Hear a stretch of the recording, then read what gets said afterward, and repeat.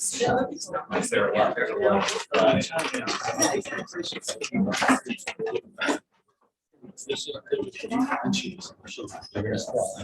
I declare that we are back in open session at 5:24. Discussions on 2022-2023 budget. Did you think that was coming? It's coming. Okay, so. Do I help? Okay, I'll start with some of these and Sue can hand out some of these. So I think you got this one already, but I'm passing it out again because we may reference it tonight. And that'll make it easier. I need one of whatever people are. Just reading without me. Okay, Liz, I need one over here, and I need one. Okay. And then I'll go over what you got. How's that?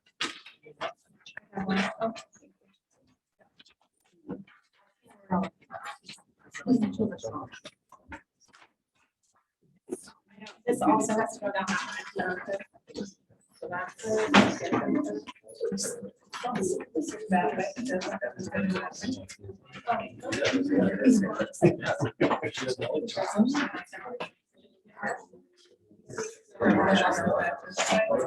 Okay, now these are going this way, because these are already this way. So just take mine. But the board members, that's what's important. I'm gonna share with you too. I have originals. So I'll go through them and then you can kind of. You should have 5, yeah. You should have an enrollment update, a general budget position proposal, additional positions, and then the Department 20. These are extra. And 21, and with it says teacher coach literacy, and then ELL positions. Everybody good with all of those? Yes. We're over here. Okay. Does everybody have a copy of those? Each get one of those?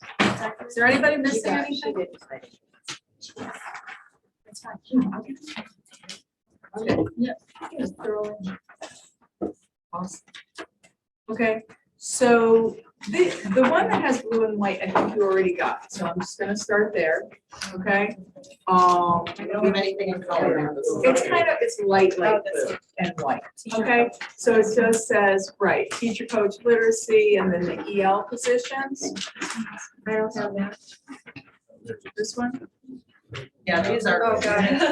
Very light. Oh, I did get it. Teacher coach literacy at the top, and then the other one says teacher ELL. Got it.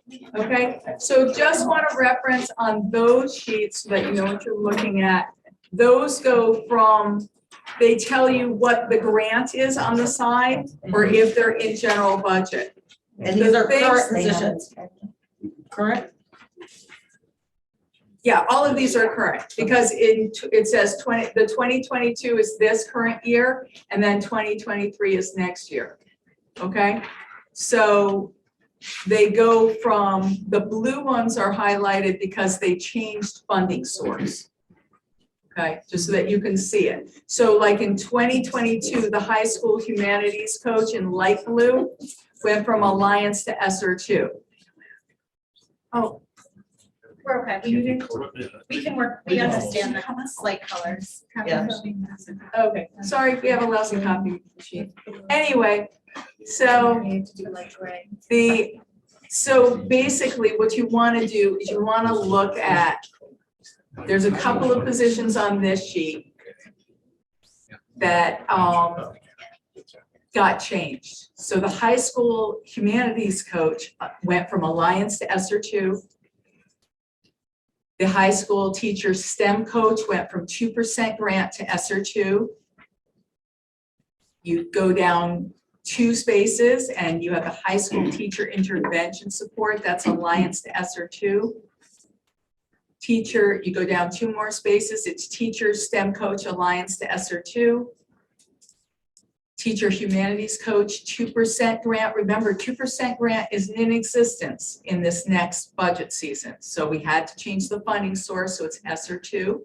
And then you go all the way down where it says Southwest. It's the very first Southwest teacher, and it's Teacher Coach Numeracy, and it's Alliance ESSER 2. And then you go all the way down to the second Torrington teacher, and that's Teacher Coach, and that's going from Alliance to ESSER 2. And then you go all the way down to the Vogel-Wetmore Teacher Coach, the third one down. And it's 2% grant, doesn't exist anymore, so we have to find a place for it. It's ESSER 2. Then you go down 4 more, and it's Vogel-Wetmore Teacher Intervention Support, general budget. We put that person in ESSER 2. The next one is the 2% grant and went into ESSER 2. So those were funding stream changes. Can you just remind me again of the ESSER is through 23-24? Correct. Like I know these positions are only in So- this year, but that grant goes until, So it's to 2024, but only in the fall of 2024. So we have to be really careful because it's only September. Now, we may get an extension on that, and we keep requesting it, but as of now, we have not heard that there will be an extension. so after this budget, we have 1 more year. We have the 23-24 No. school, no. That's what makes it so tricky, because it's the fall of 24. So it's, oh, I see what you're saying. Because that would be Yes, so, 24-25. yeah. Okay, So two things, right? So the ESSER 2 ends in 23. The ESSER ARPA 3 ends in 24. Clear as mud, so ESSER ARPA ends in 2024, right? and that's the fall that you were saying. Correct. And then ESSER 2 Yep. ends in. Ends with this fiscal. So then we're gonna have to find funding for those positions in the following year, not this budget. Not this budget, but Yeah. that will be on target. Yep. Thank you. So then I just want to go through the EL positions. Because we had a number of positions in city art. You want to go back to that one? I just have a general question. Sure. These are all current positions, right? That we're Yeah, the looking at? ones that are in 2022, those are current. No, I'm talking about these documents that we have, all of them. Or is there anything, because like last meeting we had But no, asked, not all of them are. okay, because we had asked for a list of, like a wish list of positions. I'm gonna get to that. Wanted, I'm okay. just, yep, I'm just not there yet. Okay, So, okay, if I can, all right. I'm just reviewing this, okay? I just don't want to run out of time for that discussion. Okay, I don't, I'll be super fast, okay, so this one, and then the EL, positions, okay, is very straightforward, it's pretty quick. So where you see city art in the 2022 year, okay, 1, 2, 3, 4, 5, 6 for the teachers, is now going into GB. The city paid out of their ARP funds for those EL positions, that was a one-shot deal, okay? So it was very nice that they did that, but then we have to make sure that we still have those positions. So we put all of those in GB. And then the paras that you see at the bottom that are all, that were city ARP except for one, are going into, for the most part, general budget. Okay, so I just wanted to review that so that you know what's going on with those. Okay? Okay. And so, and I wanted to clarify before we get into the additional positions, Sue, just so that we have some background information on the enrollment.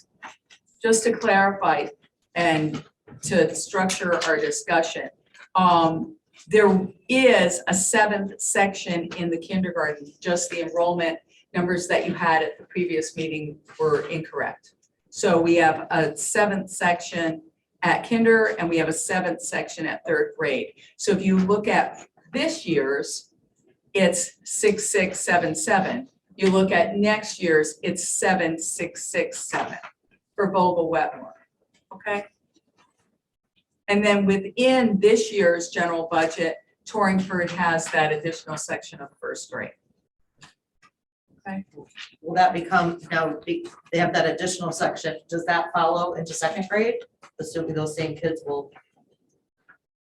So when we're looking at 21, 22, and if you look all the way down for all of the elementaries, you'll see what the class size is. And then Right. what we do is pretty basic. We just take a kindergarten enrollment and we project it out to first grade, and a first grade enrollment to second, and a second grade to third grade, and so on for the different grade levels, so that we can estimate how Okay. many students, or we can project. But the difficulty is with enrollments, and anybody who's been in a school can imagine that, knows, but you can imagine that the enrollment changes. Mhm. People move during the summer, they move in, they move out. There's a lot of fluctuation, and we do have a lot of mobility. So, so we're trying to capture that, but it's a snapshot in time. So we try to give you those ideas, okay? And then someone had asked for just a clarification on the additional positions that are in GB and the new positions that are in grants for this year.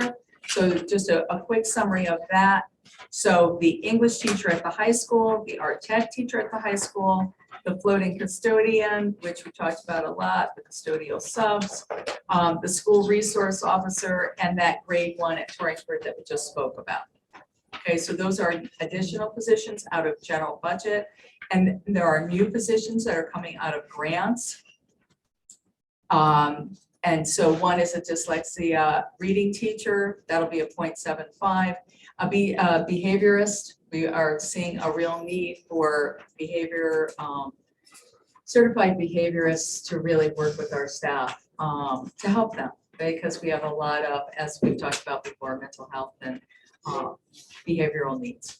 A capstone teacher that was presented at SICK, the capstone class, was presented just, I believe that was just last week. And so it would be very beneficial for our students to have this capstone teacher coordinator.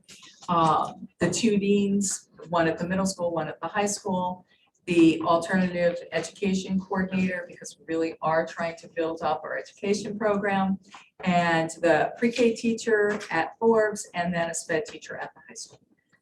That's what sheet you're on. What sheet do you have? I'm sorry, this one? I don't want to have, we don't have that one.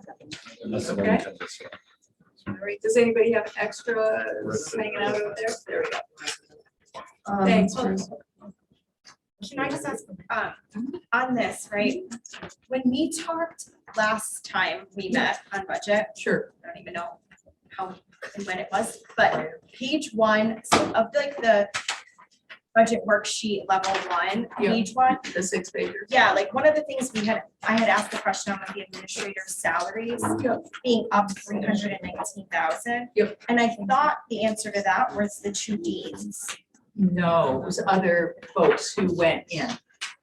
It was AP at the high school was moved in, and one of our assistant superintendents was moved in. Okay, they have to be, they're not here, No, because they're not additional positions. but they're additional in the general budget. Or, So that goes up, yeah, but they're not new positions. no, but I think what we're trying to capture is just how many new, at least for me, how many new positions are we funding through general budget in total? You know, whether they're new positions for the district in this budget, or if they're just new because we're paying for them out of one of the grants. So are you referencing this first sheet that she went over with, that was blue, that was saying it went maybe from Alliance to GB or ESSER to GB, and if there were administrators that had transferred from a grant to general budget, that they would have been on this? I think this additional positions, 20, Well, those aren't additional, Those aren't these are additional, new. right. So like, I think what she's saying is, and I'm sorry if I'm, No, they're new. yeah. Well, Oh, no, these but are? they're, the assistant, No, These are new. the These are new. increase on that page 1 are positions that already existed that were paid through grants. And so then I think what she's saying is that that's not reflected on this paper, showing the movement from the grant to the general budget. I think, yes. yeah, we didn't put exactly. administrators on this. I think, so if this is just like new positions, I think we need the section that is grant 21, 22 year move to general budget, So that would be 22. this one. That's I think this. they just need to add it to the bottom of this. Or teachers, I mean, Yeah, Right, that's- these are your teachers. These are the administrators too. but most of these, I mean, but most of these is really just, Assumed it would have been ever changed. sorry, I lost my paper, but.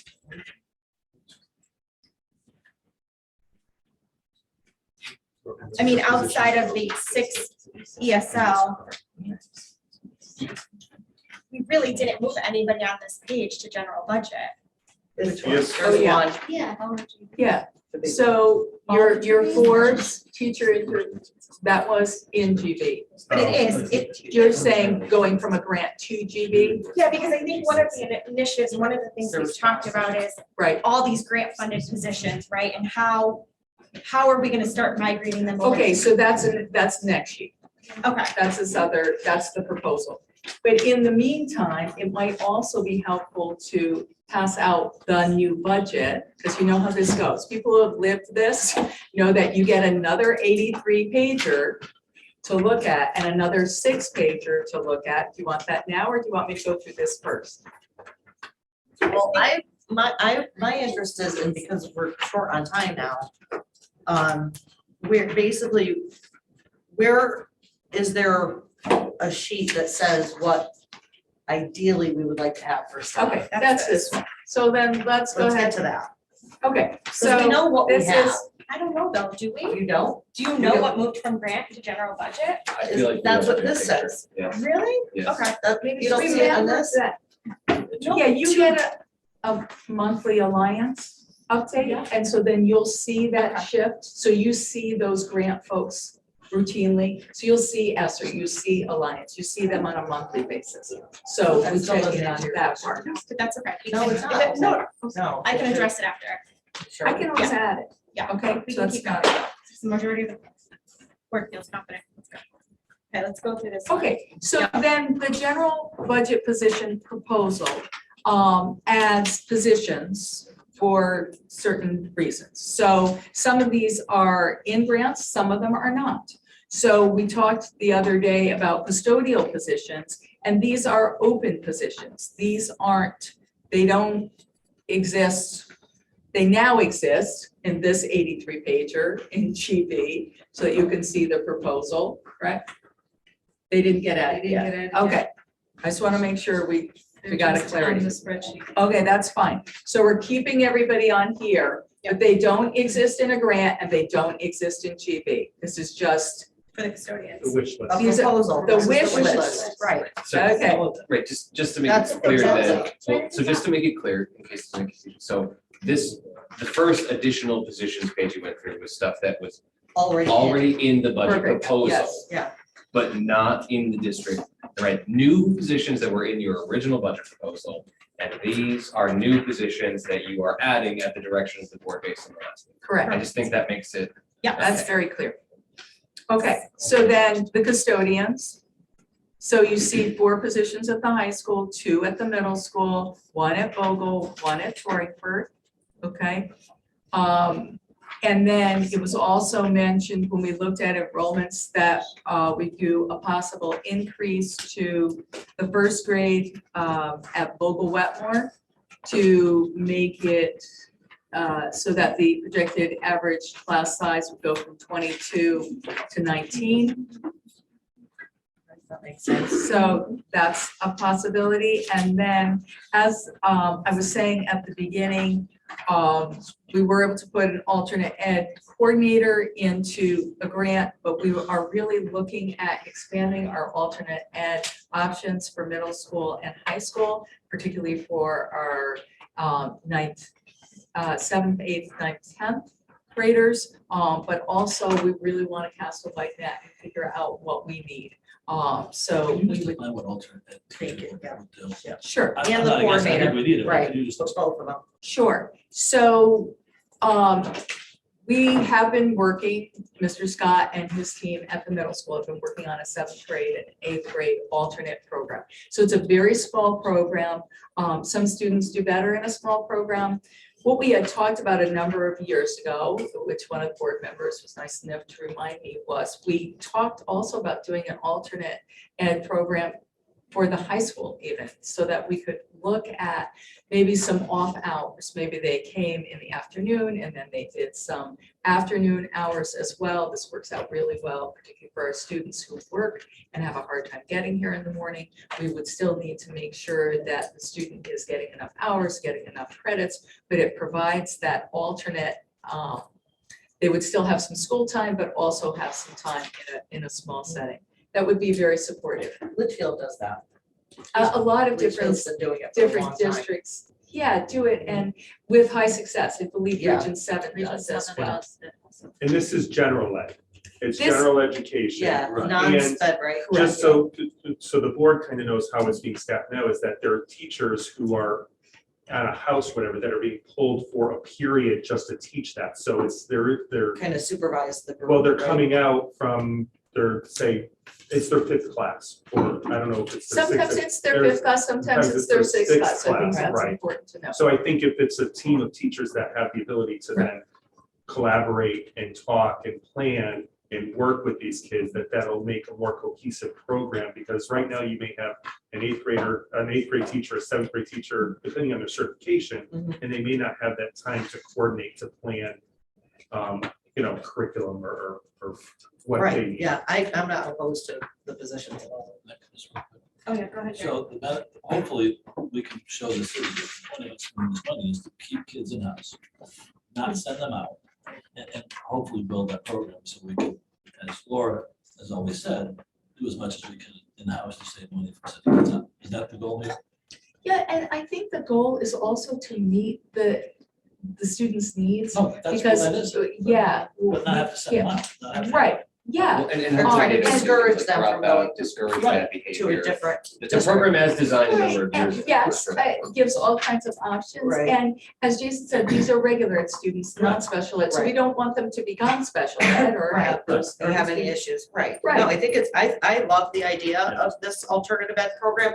We had it in Torrington years when I was growing up. Right, We had yeah, it for a number of 40 years. years ago, yeah. And I think it's a step in the right direction. This really helps. Yeah, I agree. So those are positions that, that's on the wish list and they're open and they exist nowhere. They don't exist in a grant or a GB or any of those things. Mhm. So the next positions that you see, the humanities, math, STEM coaches are in an existing grant. Any of the grants that we were talking about, ESSER two or Alliance, or most of them are not in ARPA. We don't have a lot of positions in that ARPA ESSER three. Then interventionists at the various schools, and then IT specialists, and our Southwest media specialists.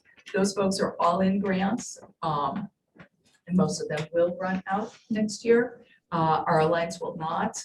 In fact, our Alliance is likely to increase a little bit next year, but it's very hard to nail that down, even until the summer, unfortunately. That's it. Do the elementary schools have coaches right now? Not STEM coaches, just the coaches like that they have at the high school? Yeah. They do So have if- some? Yep. And so this would be, so for example, just looking at the elementaries, a coach for each, a new coach for each one. And it was, These are in grants, they're just moving from grants to general budget. That's the proposal. that's what I'm Everything talking below. about, the proposal here, as opposed to hiring coaches, and maybe this is getting too nitty gritty right now, but that maybe have, make them STEM coaches.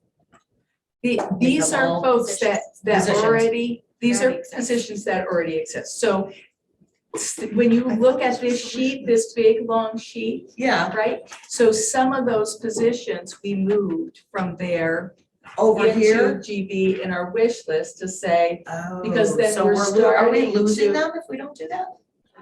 No, we keep. them. no, we're keeping them for 20.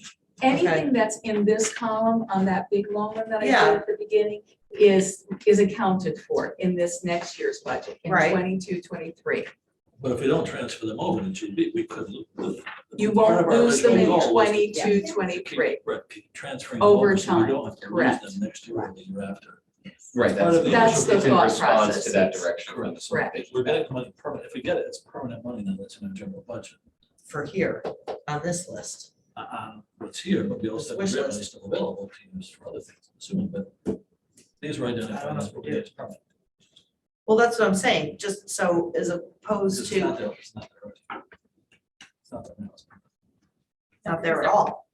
It is there It's there, but it's- as a it's on the grant. side. These positions, No, everything here.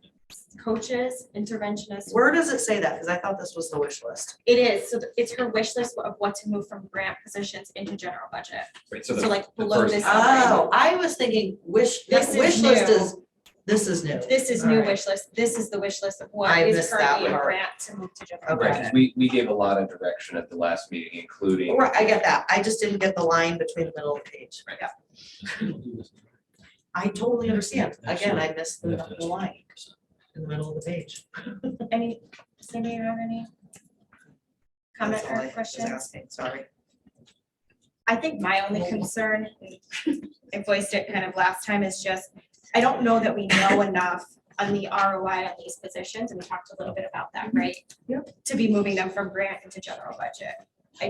I feel like we need to have a better understanding, and I keep going back to, we have no questions about special education because Laura does such an amazing job every month presenting that data, that we are like, we know what's happening, we know what's moving, we know how it's working, we have no questions, and I just think when it comes to some of this, I'd like to see some more of that data brought in so we can feel confident moving them from grant into general budget, is my take.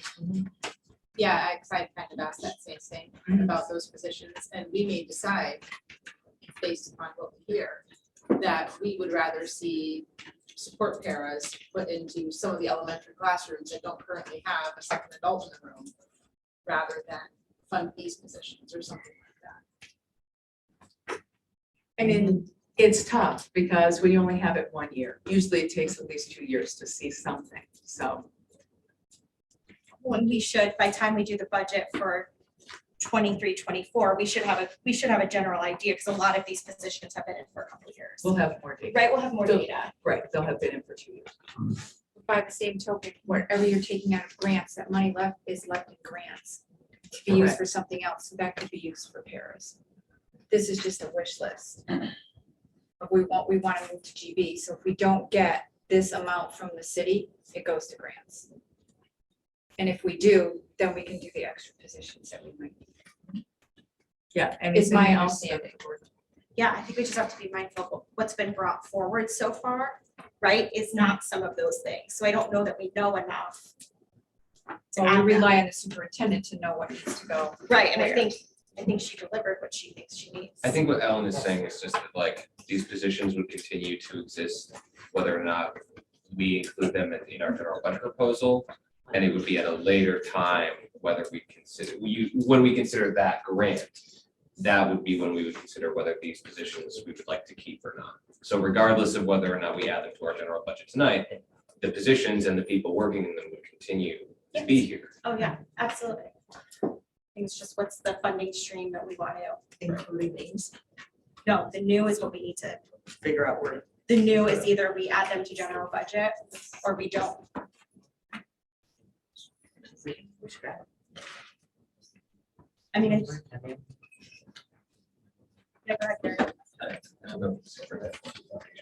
Oh, sorry. Did we jump? No, I did, I was able to go through all the sheets. Oh, okay. So, Okay. thank you. Thank you. To Nikki's point about some of these things about the payoff, I only reiterate, because the city's always looking for a payoff. I try to get the city to give us more money. You have to just show them what the payoff. Would be. I don't know how to do that. It was easier, I think, with special ed monies and those things, because Laura could really project out how much we can move and how much we can possibly save and where we can put it. But I don't know how we do it with this, but it's possible.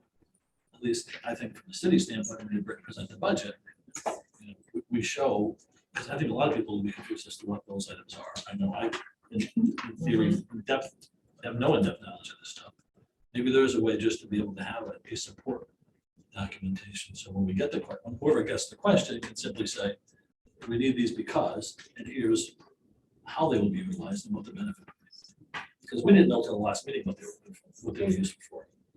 So, right, and we do have data that we have been collecting, it's just No, I difficult know. because At least we be haven't prepared had and not a have no long answer. enough period When of time. One person on board of finance says, well, you know, it's another $1 million, we might as Sure. well need it. Can I just add something really quickly? The reason that special ed is able to bring data monthly is because their data changes monthly. Their annual PPTs, the triennial testing, those things happen for children throughout the entire school year. In gen ed, we test our children, we run them through a battery of assessments 3 times a year. So we can bring data to share with you 3 times a year, but monthly, we're not gonna have the kinds of numbers that you're gonna see in special ed. No, I'm most concerned about the city just being able to justify it, in my opinion. And you And saw then moving during, forward, we can yep, and you you know, saw during start to school get- improvement last week, Vogel and Torrington were able to share with you the comparative data from fall to winter. So that's what I'm talking about. We can share that progress monitoring data as we're beginning to do through SIC meetings. Does that make sense?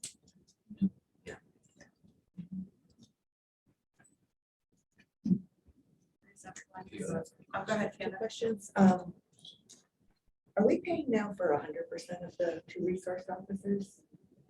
No, it's a portion, because the rest of the year, those 2 months during the summertime, they're working for the police department, and if they get called away on an emergency.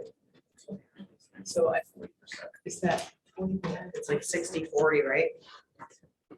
46%, 45%, Is what we pay. I believe so. Because, well, the number was 80,000, and I had asked that question last month, I think, That's for 2. that's the 2 of them, right? Is that what you're looking at? I'm just not sure what the arrangement is. Yeah, so it's a percentage, it's not the full amount.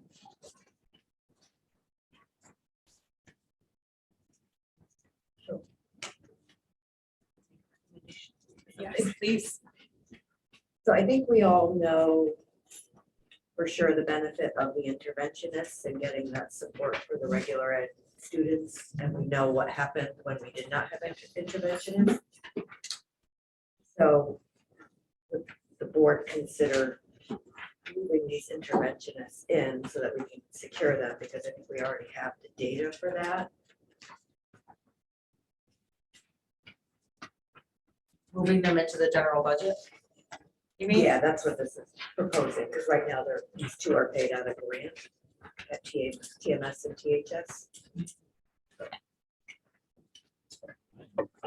And then, Yeah. I just asked a quick question. I'm sorry, but I'm not a math person, but is this 1867,070 the total of everything on this page? Because as I'm adding it up, it's not adding up, right? It's the total. Of all of these positions, the entire page? Yeah, it's, someone else's spreadsheet.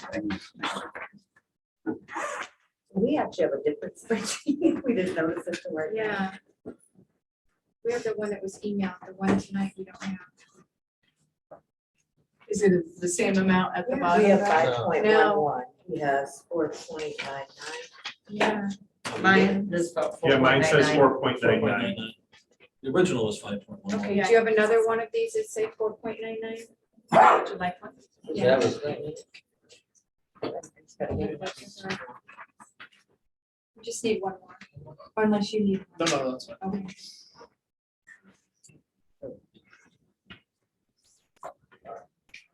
This is the one that was- This is not, this was 600,000. See, that's why she was saying, it's the next one, so why should we have versus down here? Yeah. Yes. We have to vote, I think, we have to decide what of this list we We're want to sending to the actually board. move into general budget. So, yeah. And we're we're gonna to do do it. it quickly. I may have hit the wrong button. I don't know. I mean, some of the stuff I was looking at. Yes, yeah. So Fiona, It's more clear. I mean, we could also discuss it forward. The other thing I'd like to mention, I I strongly understand the need for custodians. I just think that's a lot to add in 1 year. I think we have to have a more plan of over a couple of year period. Maybe shooting for when the building opens, but that's a really lot of people in 1 year to add. Happens when you don't do it over 5 years. No, I know, but Well, we can ask for what I thought we were gonna ask for what we'd asked for, and then if there's cuts, we can decide what the cuts are. My apologies, that's right, I hit the wrong one. Oh, okay. My apologies. Instead of not an person. You did what I Fiona, just to respond to that. The first, adding the 4 custodian, the 4 night positions, is that what our starting salary is right now for new custodians? That number divided by 4. plus the differential. Plus the So difference. they get that differential. For the night. Yep. And we were asking for 4.99%. I don't know why we would have a problem with that. No, I thought that's what we wanted to do. yeah, I don't mind asking for all of it and then Right, I see going from there. Fiona's I see point, what and I think if the city, you know, issues a rescission of our budget request, then we could consider not adding as many custodial positions as a way to meet the target they set. But I think our initial proposal should include what we All in. actually want. And Yeah. my understanding is that that's what the building facilities department feels it needs. Yeah, and that's what we asked you to provide us with. And I mean, we're gonna have to make decisions if they cut our budget request regardless, and that's something we have to look at, but I prefer to be in a position where we can go back, look at something and actually be okay with making a decision like that, rather than not putting it in and then cutting again. right, it's important to be clear what the board feels it needs, and, you know, we asked the five folks central office to do all this hard work to bring us the budget proposal that they really feel they want and need. So I certainly am not interested in backing out now that we've made them do that. Is there, I mean, I'm getting the sense, from this side of the table, that you want to add all of these, everything on this list into general budget. That's what they asked us. for. Mhm. That's I what they just asked us wanna- for. Yeah. Yeah. And we can make cool, changes. like, how do you feel about that, Fiona, and then going back after and looking at if we don't get what we asked for, then going through and determining when to add those positions in to the next year's budget? I guess my only concern is that we're cutting off our nose to spite our face, right? So I think, you know, we typically, it's a random amount anyways. We would have to show all of this, understanding that we're probably not getting 98% of what we're asking for. I don't think we're coming up, I mean, we asked for the data on all those positions. They have data they can present. They can show us, and John did, and everybody else did, why we need these. We know the schools don't get the attention they need. Yeah, no, I was So- looking at it from the custodians, but specifically, it's a 2-year plan. We need to add 4 this year and 4 next year, just to put them on notice, but I think asking for 7 right out the gate is a lot. It is a lot, but it's, But I are think it's we- important. It's 8. I'm looking at the numbers. Yes, it's a split It's a- shift. No, it's one, that's, That's one? No. no. What is the split? Then if shift? that's one, They start during the day, later in the day. so it's 2 bodies. It's 2 bodies, okay. It's actually, it's mid-shift, so we'd have a custodian work 11 to 7. So that, a lot of the activity in the elementary schools happen around the lunch break. And Okay. with one custodian in the building, he's trying to do lunches, and then they're calling him for this, that, and everything else, and he's running out to do those, and we need an extra body during that lunch break. Yeah. So to be clear, this is one FTE at Provo, one FTE at Torrington. It's not. Yeah, one 'cause person. just looking at the salary. Yeah, details, exactly. Do we want to continue this conversation or move to full board? I don't know what the protocol is, because we do have this budget on the full board meeting. So the budget committee would need to make a recommendation to the board or decide that they're not ready to make a recommendation to the board. I'd like the motion that we move it to the full board. That's Yeah. it. As with this, as is. I'm prepared to pass this budget as presented tonight. I'm not in favor of that, but I think based on numbers, I think I'm overruled, which is fine. That's not voted against that. Yeah, no, the chair feels a little weird, but. Just, I was just spending a minute looking at an email that I sent out. So just so you know, by moving to 4 custodians at night at the high school, that still doesn't bring us to the amount of custodians we would need for the new building. So in the new Right. building, Yep. in the new building, we would need 11 full-time custodians to cover the new building's needs. Okay, And by adding 4 here, that only gets us to 9. And now will that type of information be captured in the facilities project around the buildings? Like those needs? I think that also though would only be the case if we kept all of our buildings open. We Right, may not have as many buildings, so You'll we be may able have to- custodians that are currently in a building. Right. which would probably put us right at the appropriate amount again. If we get that position. The need is still there, you just don't know how we're gonna fill that need yet. It's moving parts. All right. Did you have something to say? I'm just gonna say that, based on conversation that's happened at previous meetings, we talk about providing an appropriate education for students in an environment that is appropriate and healthy for our children. And the administration has brought forth what they believe is appropriate to provide that education to our students. And when you have the city doing a 10% increase proposed, and you have departments coming in at over 6%, to come in at 4.99, which is one of the highest we've ever done. I think it's time that we take a stand as a board, which the board has been doing with a lot of issues. You're taking a stand on a lot of issues, and you're doing what you feel is best for students in our district. This is what's best for our students in our district, and you need to stand by that. And this needs to go forward to the city, and we need to rely on our administrators as we have to fight for these numbers, because we need the help. We need the funding, we need the support. We can't keep doing this on bare bones, and this is still just bare bones. it is, you're right. it So is. I'm in full support of this and even higher, but when you take this to full board, and I'm not here to be able to say what I want to say, I want to say it now, that, and you made the statement last night, vote you out if you feel that we're not doing that type of thing, and this is what's right. This is what we need, and this is what we need to stand behind. And I say that with all due respect, and this is partially what's gonna help to get us there. We fight it every year, and we never end up with one. In fact, we end up sometimes less than that. So, we're 5 years behind the custodians. We open a brand new school, we need 11. We're not gonna get an additional 10 that year if we don't start today with what we need today.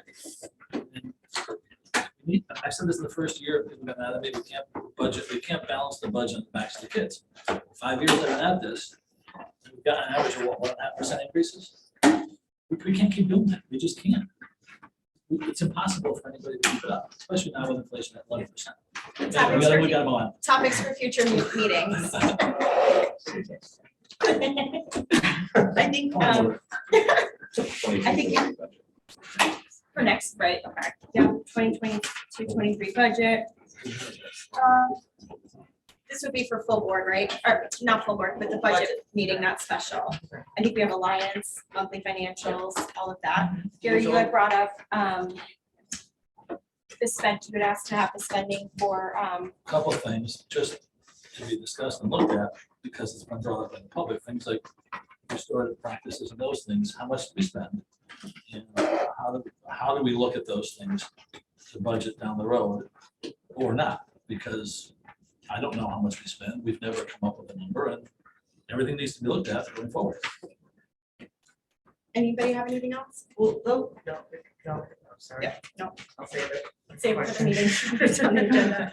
Comments for the good, comments for the good of the order, No, so. thank you very much for your patience. Gary? Good job, Nick. And then, Thanks for letting me be part of this process and go get them. good. John, Marissa, Laura, anything? Fiona?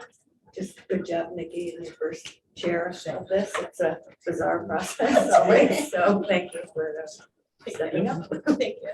Glenn? I'm all set, thank you. All set. John? Good. All set. Sue? All set. Nice job. Thanks. Motion to adjourn. Second. Yes. Oh, wait, no, sorry. Motion to adjourn, thank you. All those in favor? Let's 6:09.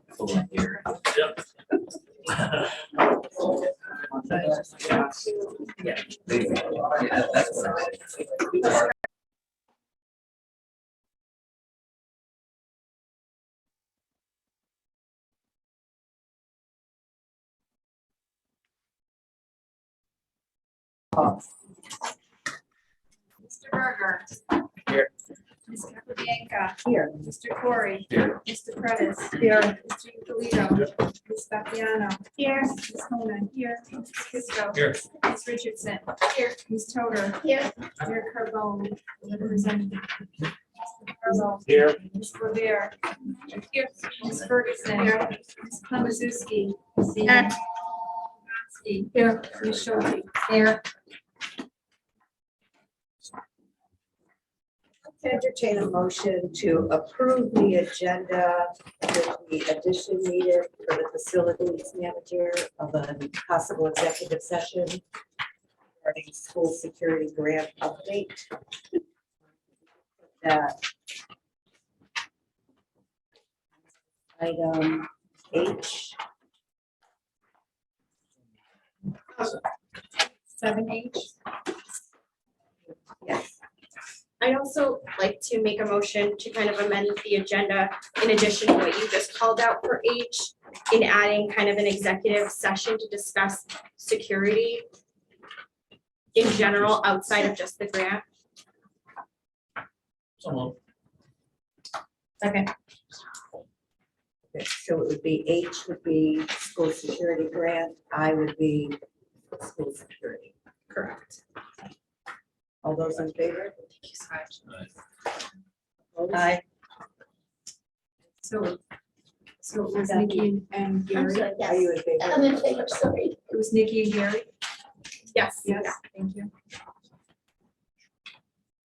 Everyone's in favor, Ed is opposed. You can't help. Community service, public participation. The board invites the community to speak on topics to be addressed in the agenda or other topics of interest. All participants must state their name and address at the beginning of their comment. The board will not allow comments regarding specific staff members, parents, students, or personal grievances. Courtesy is expected in this limited public forum. The participating time will be limited to 3 minutes per person and 10 minutes overall to guarantee efficient operation of the entire meeting. Heather Hinman. Do I stand? Yeah. I don't like to speak, so chair. Thanks. Thanks, appreciate it. Hi, Heather Hinman, 554 Wood Duck Drive. I attended a work conference last week in New Jersey. I was able to attend some valuable professional developments to learn and implement new policies for our 4 camps that we run. One of the trainings that I went to was Take Back Control of an Armed Intruder. The training was put on by the University of Maryland, a 4-H youth development group, and I promise I'm going somewhere with this. The class focused on Alice. Not sure if anybody knows what that is. It's a shooter training program, which if you don't know is a method that schools and corporations use during an active shooter situation. One of the trainers was a SWAT officer in Baltimore and has years of experience working with kids. The class was incredibly informative. I loved Alice. It's very controversial, but And he actually brought up the use of cell phones. Bear with me. Would you believe that cell phones are useful in an emergency if people are taught to use them correctly? The officer made a phenomenal point. Here it is. From 2014 to 2018, U.S. fire departments responded to an estimated 3,200 structure fires in schools. These only caused 1 civilian death and 39 injuries. Why is this important? Fire drills were implemented and practiced in the beginning of the 1950s. Fire departments came into our schools, taught us about fire safety. I know everyone remembers stop, drop, and roll.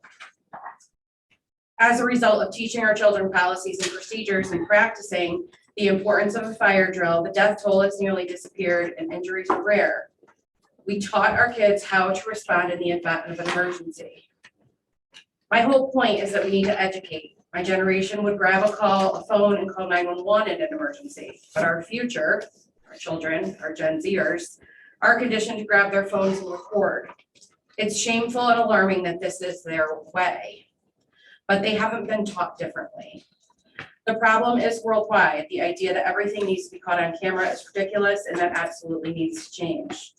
What I would like to see happen is some relevant and valuable speakers brought into the district to talk to our kids about the importance of technology, the impact of a digital footprint they're leaving on the world, and a best practice for cell phones. Does anyone else remember the talks we had about drugs, drinking, and driving, the speakers that came into schools? I still remember these speakers and what they say. Please add this into your policy. Kids will not learn and they will not change just from putting their phones in a pouch. There's so much more that needs to go into this. We need to understand how Gen Z thinks, adapt, learn, and implement a reasonable policy. Preparing them for a realistic future is our job as parents and educators. I would be happy to share a few slides from the class that I took that are, I believe, very valuable and relevant to any situation that children may face. I also want to add, I will go to the city and make sure to advocate for the budget increase as well. Thank you.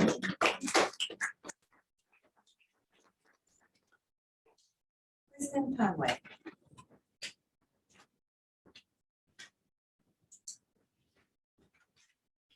Good evening, Kristen Conway, 27 East Lawn Drive.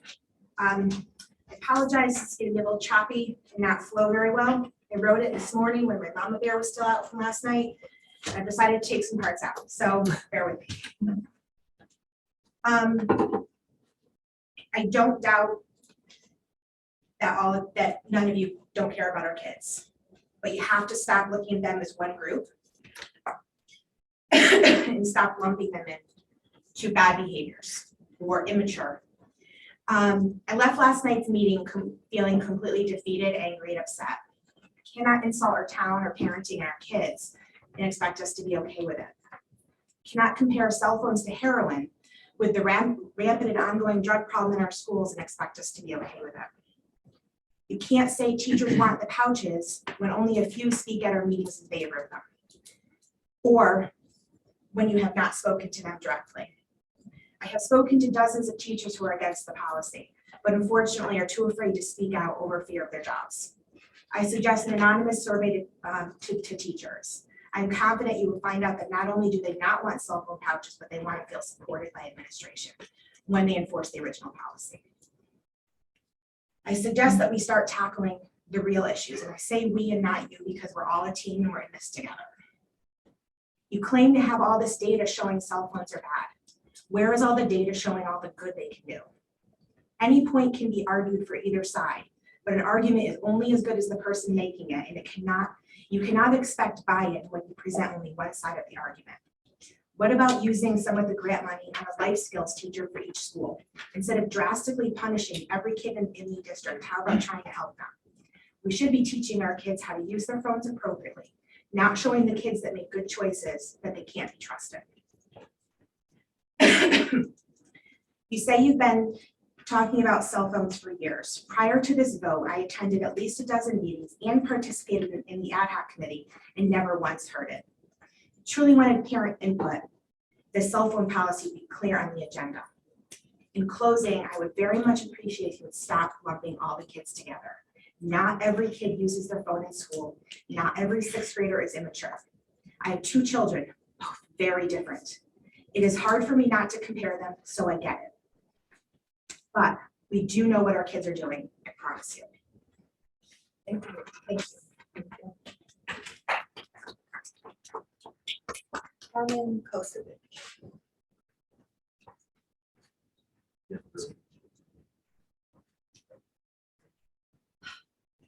My name is Carmen Kokovich. I'm a paraprofessional at Torrington Elementary School and a Torrington resident and taxpayer, 84 Albrecht Road. I, with others, have been trying to bring attention to the physical violence and verbal abuse at the elementary level to invoke immediate change. I've spoken at several meetings over the years with administration, union, and legislators, desperately pleading for all to help change what is so seriously and disturbingly wrong with the school and district policies, practices, and the laws that are preventing change. I am demanding something be done now. It cannot wait any longer. The physical, mental health, and well-being of every child and staff member depends on this.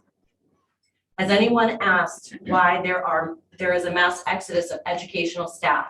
We are overworked, understaffed, underpaid, underappreciated, stressed to our limits, anxiety-ridden, and disrespected on a daily basis. Let me help paint the picture for you with a very personal story. Hopefully, in sharing my experience, it will help make clear how extremely important this issue is. I was in an extremely physical and mentally abusive relationship for 10 months of my life. That person slapped, kicked, punched, spit on me, and called me profanities on a regular basis. This person did this in front of my friends and coworkers without being deterred by their presence. This abusive relationship escalated over the course of a few short months, from frequent and regular hitting and kicking to throwing furniture at me and using things that were available as weapons. That person has tried to stab me with a pair of scissors, choked me, pulled me by my hair to the ground, and assaulted me where it took 2, sometimes 3 people to help get them off of me. This often happened in front of my 4- and 5-year-olds. Almost every time, the person was extremely remorseful and often cried and said how sorry they were. I felt I had no option but to say, "It's okay," and forgive them. Right after they apologized, and sometimes without apologizing, to me and those around me, that person was back in my space. I allowed them to hug me and tell me how much they loved me. All this happened week after week of the 10-month relationship. My children and friends were very young and hadn't had much experience with relationships.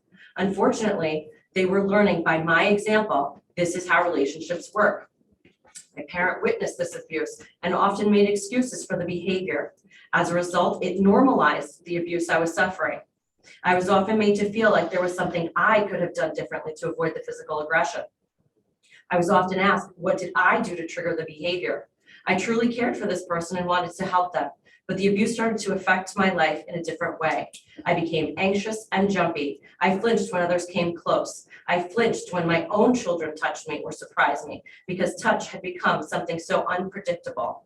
My abuser was a 6-year-old girl. My parent was the principal. My children were the students in my kindergarten class. My friends were the children in other classes that witnessed the violence and had their learning disrupted.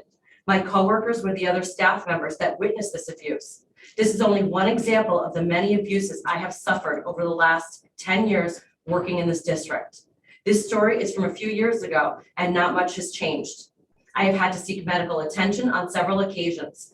I have had a knee injury that later led to surgery, internal bleeding, and regular bruises. I recently suffered an injury due to the repeated kicks of an 8-year-old child to my abdomen. I'm currently under observation by my doctor for complications as a result. I spent the evening in the ER instead of spending time with my own children. These children are allowed back into class after assaulting other children and staff, sometimes without as much as an apology. I am still waiting for mine. We keep hearing about the trauma these children are experiencing at home and in their lives. No one seems to be concerned with the trauma and violence they are inflicting upon the other students and staff. The system is currently set up to protect the rights of these students. I do believe each child has the right to an education, but not at the expense and the health and safety and well-being of other children and staff.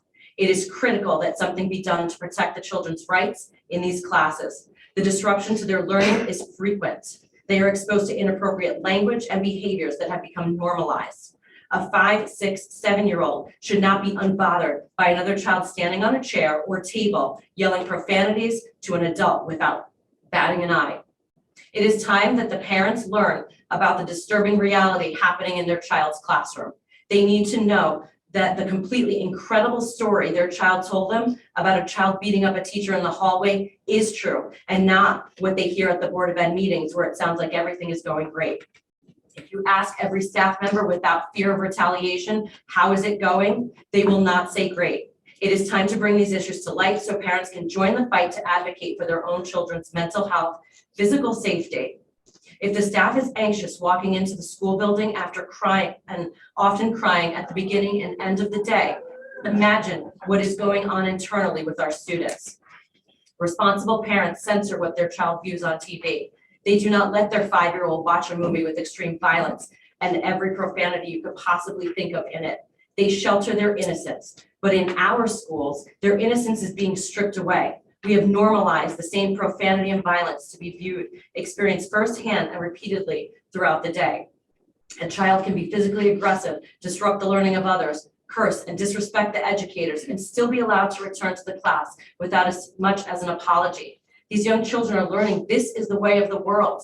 No consequences, no apologies. The more they misbehave, the more they get what they want. How would the parents feel if they knew their child was in a class, witnessed a teacher getting assaulted on a regular basis? Okay, oh, sorry.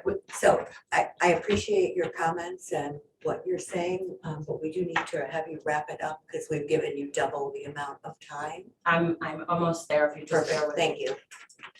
Or would they question if the child does this to an adult, what can they do to a child, my child? Right now, children who are physically abusive and assault staff and students and disrupt the learning for others regularly have more rights than the children and staff being abused. This needs to change. We are educators, not punching bags. Contrary to what the paras were told by the district BCBA a few years ago, this is not what we signed up for. This is the only profession where you can get assaulted at work and your assailant gets to stay within 100 feet of you. Okay, we What can't will it talk take about, to we force can't talk change? about specific staff members, especially if they can be identified. I didn't identify any specific. I said profession where you can get assaulted at work Yeah, and and you can stay within 100 feet. I was recently told that an administrator doesn't take hitting personal, to which I replied, I will always take it personal when someone causes physical harm to my body. It is time someone be held accountable for the lack of action while the staff and students suffer. These physically aggressive children are entitled to an education. I am entitled to come to work and feel respected and safe. The other children are entitled to a learning environment that is safe and free from disruptions, profanity, and violence. thank you very much. Thank you.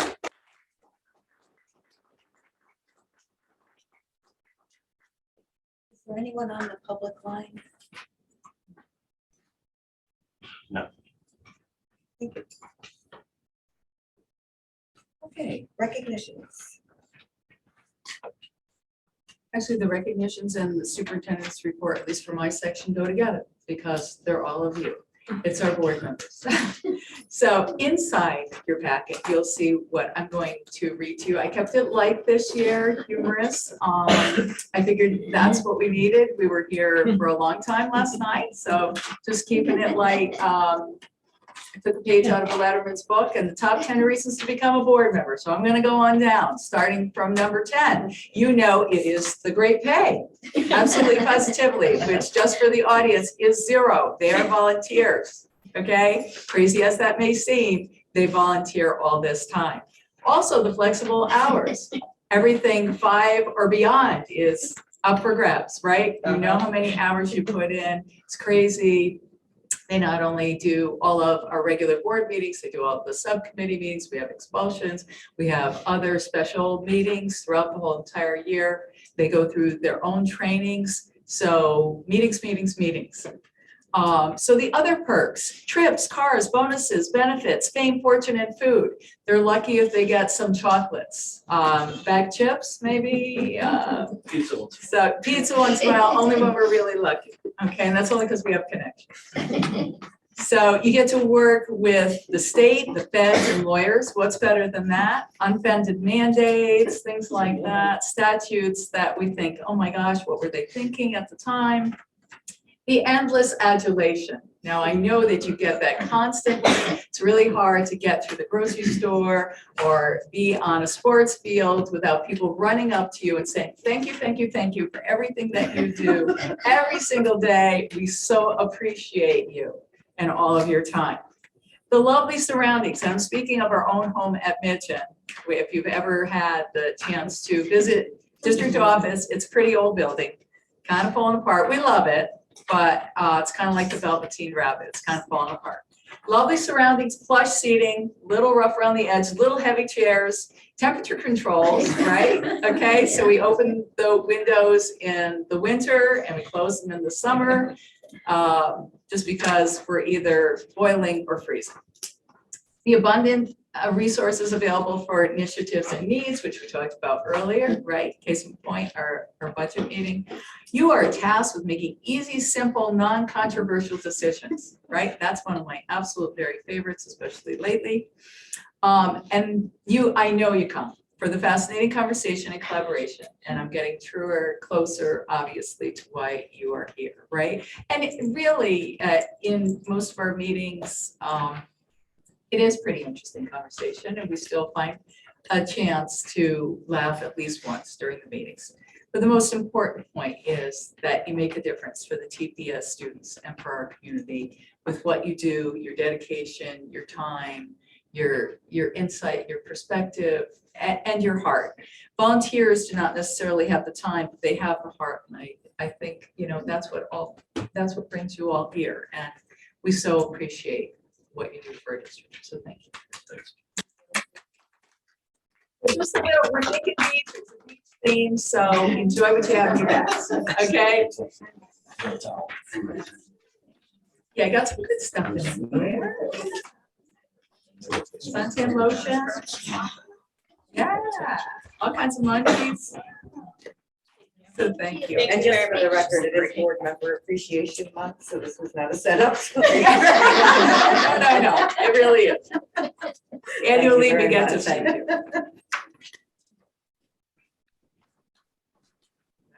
Thank you for the gifts and the kind words. It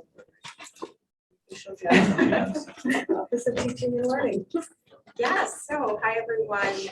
Today actually was Connecticut SAT Day. So here at Torrington High School, we had our students sitting for the SATs, and I was told it went off without a hitch.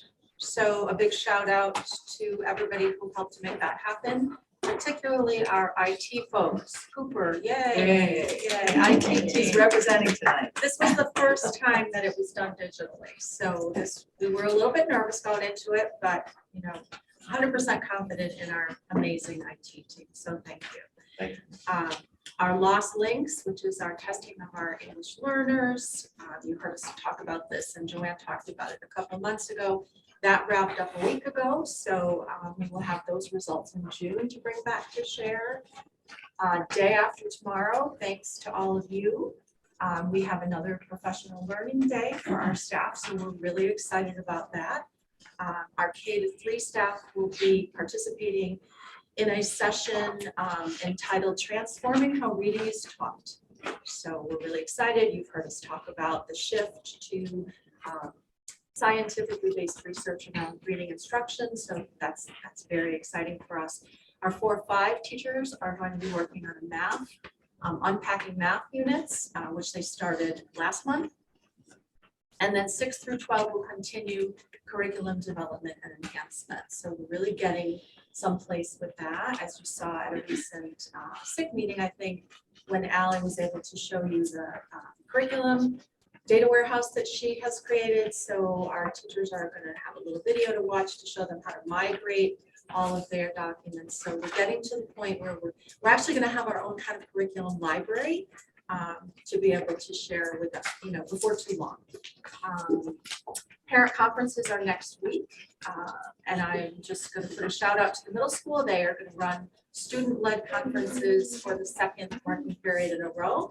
So that's very exciting. It really puts kids in the driver's seat. Oh, Forbes too. Oh, great. I didn't know that. Wonderful. A quick LEAP update. We currently have more than 300 families participating in the LEAP home visiting program. And we have been acknowledged, recognized by the State Department of Education numerous times this year for the really good work that's happening in our district around LEAP. So we're very excited about that. Joanne Creedon has been working with some of our Spanish educators. We now have in district 3 different Spanish courses happening for our staff. So this is after school hours, teachers, Joanne sent out a survey to get, just sort of gauge interest. She worked with Kim. And we have beginner, intermediate, kind of advanced levels. Teachers are going after hours to really enhance their skills in Spanish, and in some cases, really just learn the basics. So that's awesome. We have 12 students, Joanne just told me today, who have indicated interest in that Seal of Biliteracy program that Joanne talked about a couple of months ago. Languages, Spanish, Italian, and French. So more to come on that. And then just last, I'm going to put in a plug for the kindergarten fair. This Saturday, everybody's welcome, please. Come one, come all. It's going to be the first time since before COVID that we are able to host it in person. Torrington School. The past 2 years, it's been done via Zoom, which was, yeah. Yeah. So this is wonderful. If you've never been, I really encourage you to just stop by and see it. It's quite beautiful. It's always very well attended, and many of our community partners participate, police, fire, city officials. It's quite lovely.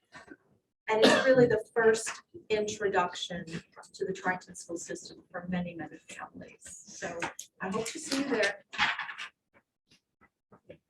Any questions? Thank you. Special education update. Okay. Hi, everybody. Hi, Laura.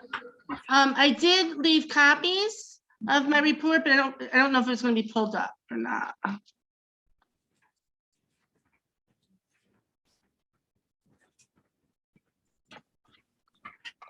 Okay, so I started out with my normal numbers as I always do.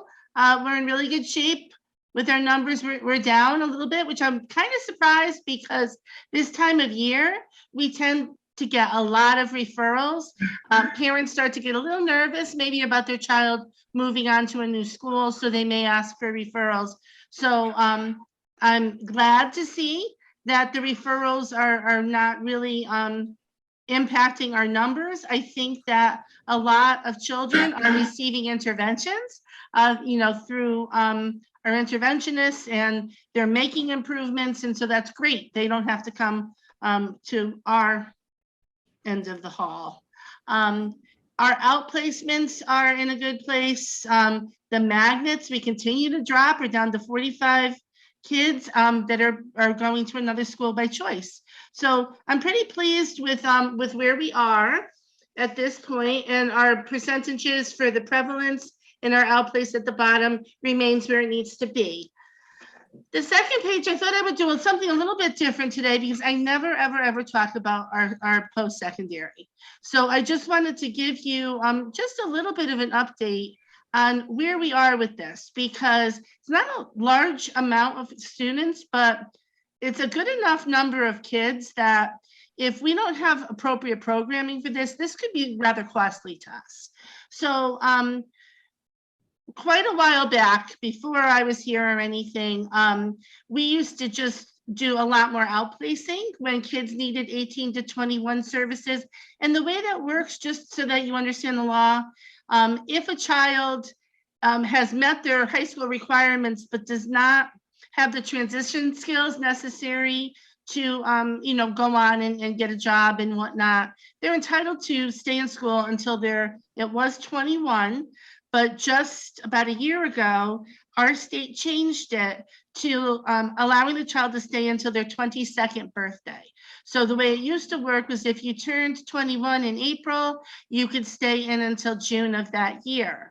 Now the way that it's working is if you turned 21 during any part of the year, you're not yet 22, you're allowed to start the next school year and stay in school until your 22nd birthday. So if the student's birthday was on April 6th, when they turn 22 on April 6th, that's their last day, they're done. So we can sometimes really be required to educate quite a few kids. However, I want you to know that the numbers are really pretty stable, because unlike in our elementaries where we're constantly getting referrals and whatnot, really our numbers wouldn't change unless kids moved in or moved out. So we started with 15 in September. We had dropped to 14 at one point because somebody moved, and then 2 more people moved back in, and so we're up to 16 now. I just wanted to give you an idea of the cost saving for having our own programming. And when I came in, I talked to you about really needing a true continuum of services, because if we don't have it, we're outplacing. And a lot of smaller districts need to outplace because they don't have enough kids to create their own programs. So we have created our own transition program. We really are trying to bulk it up. We want it to be called Torrington Transition Academy, just because it sounds like it's a really rigorous, place to go. And we're really working on making it that way. And Steve Barton and Amy Greeley and Cheryl Pekka have really worked hard with Mark Moulton and his staff to really kind of rev up the programming. Basically, if you look at what it would cost us, the average cost of outplacing a student in an alternative program is right now about $44,875 per student. So we have 16 students. So you can see the cost to outplace would be $718. Oh, and then we'd have to bus them. So even though it would just be one bus run, another $20,000. So you can see what the estimated total cost would be. So now we created our own program. And so at this point, we're at East. And forgive me because I don't have all the numbers with this, but we would basically be looking at, right now we pay for a teacher, we pay for 3 paras. There are minimal related services that go over, basically a speech pathologist and psychologist, but that's coming out of their time at the high school, no additional costs. There's no busing, we have our own van, and other than the cost, the upkeep of the van and the gas, there's no additional cost for that. And then whatever John Barlow, our heat and electricity over at East would cost. So really, if you're looking at it, really the total estimated cost would be about $220,000. So you can see for that one program of 16 students, that's a cost savings of about $500,000. So I just kind of wanted to point that out to you. And we really are working hard to keep our kids home. See, our program didn't used to be rigorous enough to, we'd have parents come in and say, I want them to be outplaced. I want them to go to Highlander or other transition programs because you guys can't do it here. But we're really working on doing a lot of nice stuff. So some of the things that are going on in there are we have bi-weekly psychologists and SLP social skills lessons to work on, communicating and getting along in public. They have meal prep. So they make their own breakfast and lunch a few times a week. They create the meal plans, they shop, they food prep, they set the tables, they wash the dishes, all of those skills that they're going to need in their life. We have some job sites, and our social workers have really been working hard at the secondary level to try to set up partnerships in the community with other organizations. And I'm really excited because for this coming year, they're going to get to go and do hydroponic gardening, which I just think is the coolest thing, to be able to grow lettuce and whatnot without water and I don't know. So they're going to be doing that. There's a couple other work sites that are going to be in the works. We are hoping to build on our living environment to really set up additional rooms so that our students can learn life skills and independence in laundry rooms, bedrooms, how to make a bed, the office, as far as a lot of that transition job stuff. So computer skills, job searching, filling out applications, interviewing, practice, phone skills, filing. So all of those kinds of things. Those can all be done right at East. And then the other thing that we have a new partnership this year with the Connecticut Aging and Disability Services Level Up Program. And what that does is that works, the Bureau of Rehabilitation Services underneath that organization provides students with the opportunities to participate in work sites and activities outside of school in the community setting. So it's also helping us to set up what's going to happen when they leave us at 21 so that they're walking out with a better opportunity for a job in place.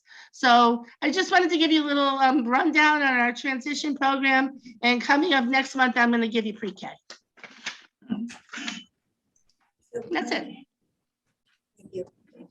Laura, thank you so much. This is great information, as always. I just have a question for clarification. This program, the post-secondary, this entire page applies to 18 to 22-year-olds. Yes. Okay. Yep. And then have we already had in our budget and we're paying for the 737, 190 for these students? Is that? No. We had a No. budget for. No, because this is, I'm going back to what it would cost if we were outplacing all of them. And since we started setting up this kind of programming and building on it, less and less people are asking to go out. This is the first year we have nobody going out.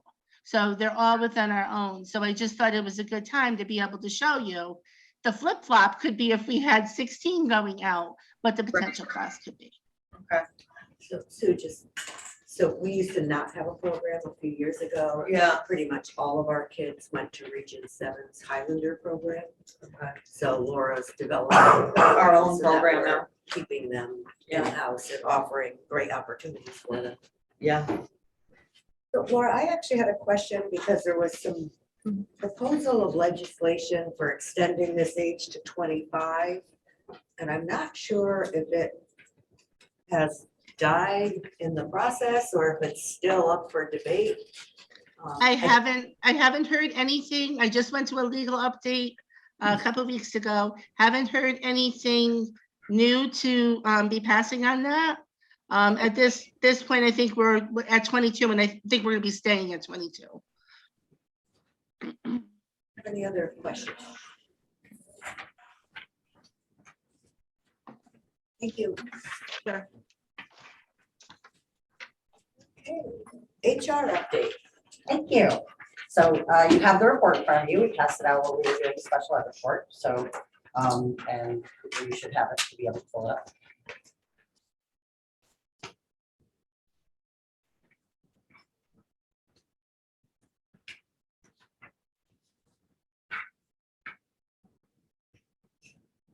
Okay, well, anyway, we'll start talking about it. So you have last month's vacancies for February that were on the report, and then you have where we are today for March. We have made some movement on the classified vacancies, and the reason why we had so many vacancies was because we had negotiated that contract in December, and part of that contract kind of outlined a new hiring process, and we had to work in collaboration with the union to design that process, so that took a little while. So we finally successfully got that done for the paras and for the custodians. So we were able to start those processes, and we're kind of in mid-interview period right now. So I expect within the next few weeks, we'll see a lot of those positions being recommended and filled. So I'm excited about that. With respect to the teacher vacancies, you can see I have a couple in blue, a new color. And just to explain what that means, because of where we are at this time of year, if sometimes it's better for us to be able to find a solution with either one of our retiree subs who's qualified to fill a position through June, or somebody else who's looking for something interim, or a qualified sub who has a degree in that area, so that we can then look to our May graduates to be able to fill those positions permanently for next year, and we can have a much wider pool of candidates to look for those positions. So for those two positions that were on the vacancy list last year, we have found people that are able to fill those roles through June temporarily, so that we can get candidates from the job fairs that we're going to. So that's beneficial to us because we get a much larger pool of candidates to look for those positions. And then we filled the special ed position at Southwest, so that's very exciting, I'm excited about that. Our substitute fill rates went up, and I think that was largely because of some of the mandates that have been lifted and things like that, so I'm excited about that. Our absences are still a little high, but hopefully tapering off this month, so I'm hoping to see some movement in that area next month. The paraprofessional absences did go down a little. And then as far as updates in the department, we are signed up for several job fairs still to come. One that I'm excited about, particularly because of the number of classified vacancies, is that we're going to be at City Hall next week for the Northwest Chamber of Commerce. So we're going to have a table there with our swag, all of our great stuff, to be able to hopefully recruit for some of those classified openings for the paras and the CAP workers and custodians and things of that nature. So. And then electronic onboarding. I'm excited that some of these candidates that we hired this month, we've actually been able to test run the electronic onboarding with 4 candidates. And so far, so good. It's working good. They got their packets. They're working on them electronically. So I'm really excited about that. And then wellness, we have rolled out to the staff for the spring. We've got our walking challenges set for April 19th. We've sent that out to everybody to kind of give them the heads up. Stress management 3-part seminar series in May that we are in collaboration with one of our community partners. And then outdoor yoga in April and May at Torrington will be for our staff, all provided for them. This is really great. Thank you for putting this together. I just have one question on the sub-fill rates. Yes. Does that include our retiree subs? Yes. Or is that, so that's. Part of the fill filling rates do include our retiree subs because we do put them into the system. So yes, they are in that. So they are filling some of our absences. So yes. So in the future, could we maybe see what the service is filling versus what we're Yes. filling with Sure. our retirees? Yep. But thank you, this is really great. I can provide that for you. Just a quick question. How did you pick up cafe workers picked that through, which is great. Was it through advertising? Was it through? Yeah, so I've done flyers, particularly after the contract negotiation, we were excited about, the increase for that particular group. So, I did a flyer, we blasted it out on Facebook. I send it to Donna Labby, who sends it out to several community partners and try to get some momentum. I think Ally's reported that you've seen in her IT report that a lot, when she's reporting how many hits on certain posts, she says those flyers tend to get a lot of movement and a lot of sharing and a lot of stuff. So I think we got a lot of candidate momentum through those avenues. Yes. I have 2 questions.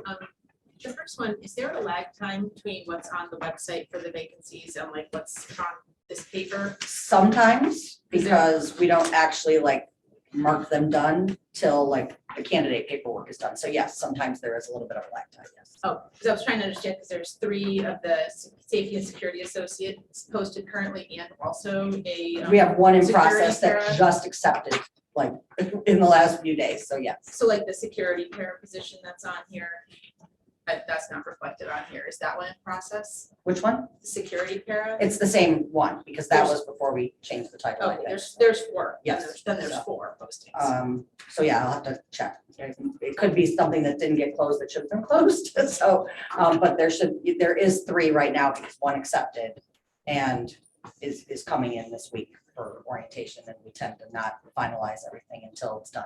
So, Thank you. And then the second question, and I don't know, if you don't know the answer to this, maybe Fiona does, or maybe it's something that we can look into as a board. We only receive information on the consent agenda concerning certified candidates that resign or retire. And I wonder why we don't receive information about all of our employees that resign or So retire. statutorily, we have to receive the certified employees on the consent agenda, not the non-certified. Does the statute say that we can't receive the information You about could other receive it employees? separately, not through a consent agenda, because the consent agenda is only for certified staff. Is that something that we can look at adding? Because I feel badly, like we looked at the exit interviews, and I'm gonna have some more questions about the numbers that we got, not tonight, but at a future meeting. But all of that was just specific to our certified staff, and I think we probably wanna see what our non-certified staff, if they're leaving mid-year or if they're moving on, like what, what's going on there and how we're doing keeping those people in those positions. And so I'd like to request that we receive that information at a future meeting, maybe for the course of this year, because we're talking about paras, nurses, custodians, secretaries, CAF, security paras, like some of these positions are positions we've been really working to fill and to keep people in, especially like the security ones. And like, I want to know that I would like to know if we're keeping people and if they're satisfied. So I'd like to ask that we get that. So I'm not sure what you're asking for. So you're asking for the numbers that we or, So on our consent agenda, we received information about which of our certified employees resign or retire every month. And I would like to receive a parallel type of information for non-certified employees. Not necessarily on the same piece of paper, you can call it something else, but just for us to receive, because we have no idea how many paras quit, we have no idea how many security paras quit, like, we don't know any of that stuff, because we don't get that information, there's no manner for us to receive that information. So that's what I'm saying. is that a lot for you to put together? Or- At that level, with that salary, there is a lot of turnover nationally at that, so it's a lot. Because there's just naturally a lot of turnover for positions like that. So, it's not something that historically, not, non-certified positions don't go to board level for that reason, because there's so many of them. And it's just naturally a lot of turnover at a position like that. It's a very itinerant position. So all of them at that level, maybe not the, the nurses are a much higher level because they're, but minimum wage staff, there's just a lot of turnover at that. Maybe that's something we should be looking at then, is perhaps increasing salaries or looking at what we need to do to retain them.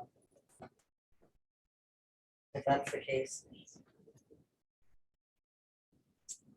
That's the point of the question, I think. I was just gonna say, is it the like person, or could we just receive like the total number by position or the average for the month, as of a certain date? I don't know. Yeah, I think you have that, you kind of have it here with the plus and the minus from month to month. You can see the numbers of so that's why even for the para, I tried to outline for you just because it didn't add up right, but you can see how many have, so the custodians went from 2 to 3 because we had a retirement. So you should be able to kind of net the numbers on here based on that. I'm in agreement with Jess. I'm not saying that permanently we need it, but we're in a position where safety and security are an issue. We heard from a para tonight. Something that I'm not privy to the information, so I'll accept what she says is being true, but I don't know the whole story. It might allow us to be tuned in somehow, some way. Maybe it's quarterly, maybe it's whatever, but if it helps or if it gives us some information, anything would be helpful until we figure out. So doesn't this give us that though? I guess that's what I'm confused about. I wouldn't say so, because I can't tell from on here if this custodian retired, resigned, like that doesn't give that level of detail. From what I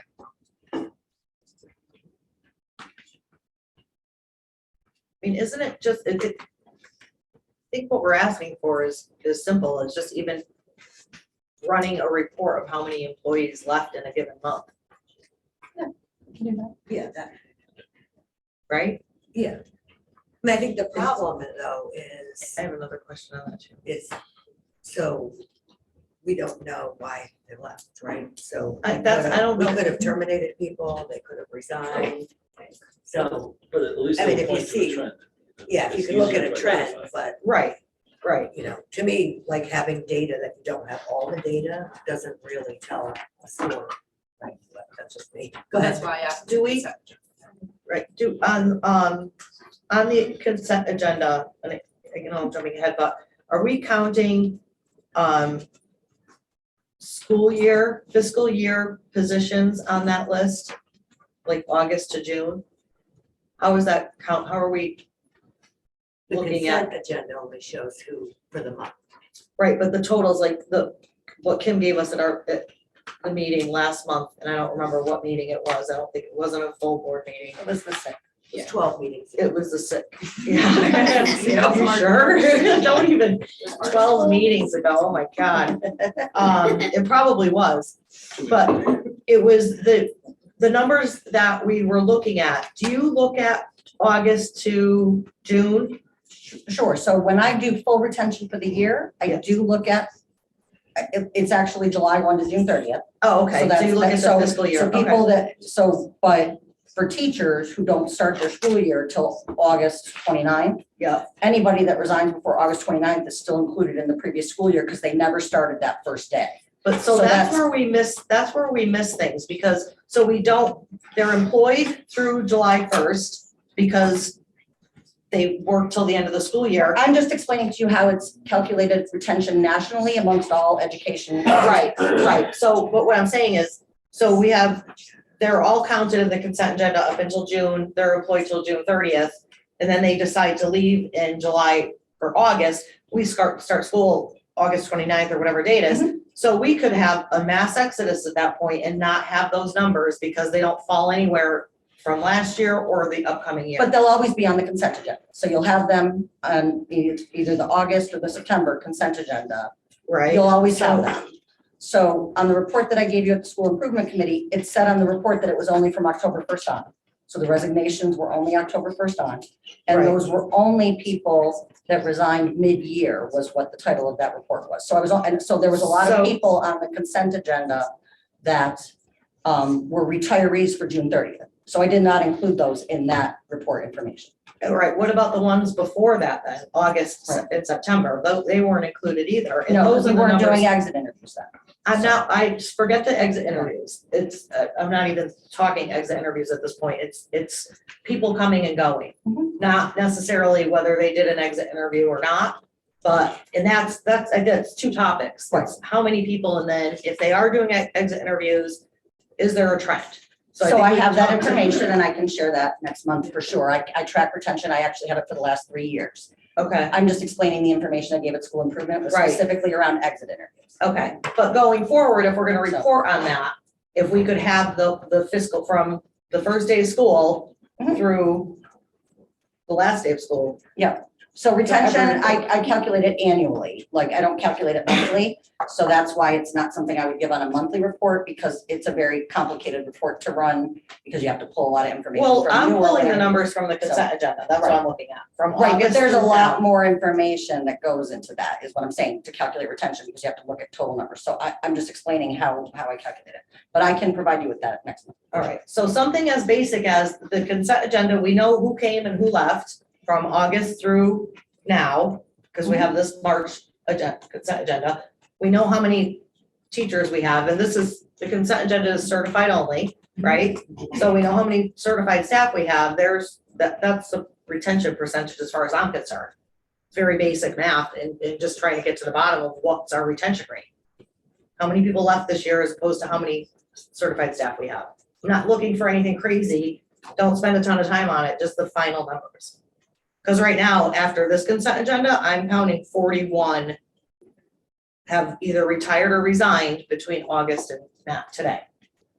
Certified or? Certified, whatever. But just to be clear, some of those are retirees for June 30th. They're not. I mid-year. understand, but it's still this year. And we did a retirement incentive, so we encouraged our people to retire. So Okay, that's but I'm just so It's understand still that. 41 people and the year's not out yet, and we're having people leave mid-year.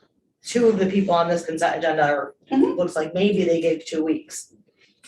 If that, so that's what I personally am trying to get to, On the- those numbers. And on the average, we have about 37 every year. So that's normal, just. And what average where are you getting that average? From our average for the last 3 years, because I pulled the information. So our average of total number of teachers in Torrington, we've had anywhere from 25 to 45 that have left in a period of a year. Because that's why we had 100 people that we hired last year. And so- that's certified only, not Yep. both. So going forward. Because we had a lot of retirees last year for our certified staff because of the retirement. Right, but incentive. I think So- there is I get the retirement. No, and incentive. I'm not denying that that's why we're doing the exit interviews. Mhm. So I'm not denying that we have things we have to work on, but Right, our number is actually very good comparatively to other districts with our similar demographics. So we're actually doing really And how do you, well. where do you get that information from? I reach out to my was trying to colleagues. find it. Yep, Their no, board I reach agendas. out to my colleagues. The What? board agendas have. Okay. consent agendas They all on do their board own, agendas. okay. Plus, like I said, I belong to a group, a local group, HR and we people. reach out, yeah, of all the HR directors for public education. And we frequently share that information so that we can work with each other. to That's share best assuming everybody practices. does their calculations the same. Yeah, I just asked for Well, no, numbers. so the consent agenda is the easiest way to look at it, because the consent And that's what I agenda, thought you until have having to this report conversation. to I come up with certified. 41 and it's not.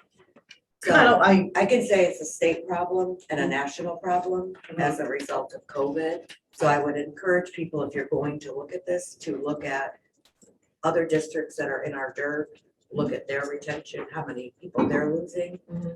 Because there's a lot that are losing a lot more than us, and some people are just done with the profession because of a lot of factors. Look on So it's CT only rate, how many relevant if vacancies we're there are. comparing it to other districts, right? Okay, which is Looking at fine. it I as just a think standalone. it's alarming to me in corporate America, that's a lot of turnover.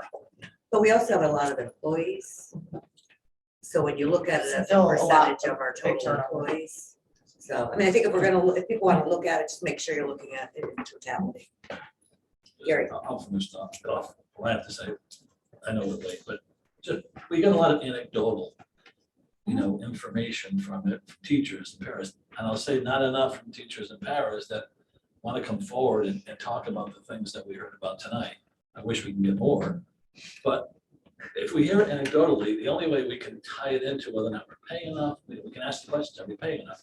Are we having problems in the school? We've gotten to a point where everything's a problem that we're addressing at one time.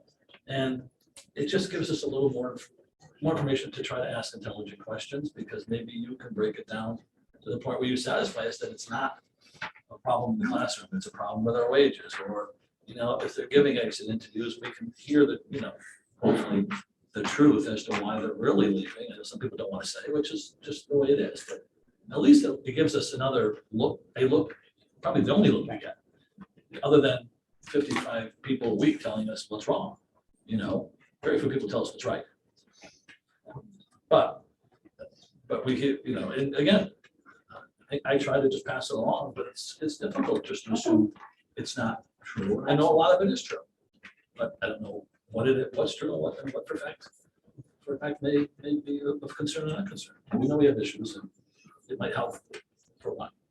Yes, there's definitely opportunities to work on, but many people leave I for understand. confidential reasons, medical, Yes, I know. to Fiona's point, because it's mutual, because it's just not working, and Yeah. and we agree that maybe, so there's several reasons that are highly confidential that we just have to be cautious about. But at least if we And discuss. And I don't think we're respect that. looking for that I agree. information, that level. of Right, detail. but we have to share it all when we're talking about those numbers. So that's just why I'm trying to be cautious and be respectful of people's privacy and confidentiality, as well as share the information that you all want to have, so that you have it. So I just want to make sure that I'm recognizing that, because, as I shared at the school improvement meeting, I've had several people now decline to do exit interviews because they're concerned about the conversations we're having at the public board meeting.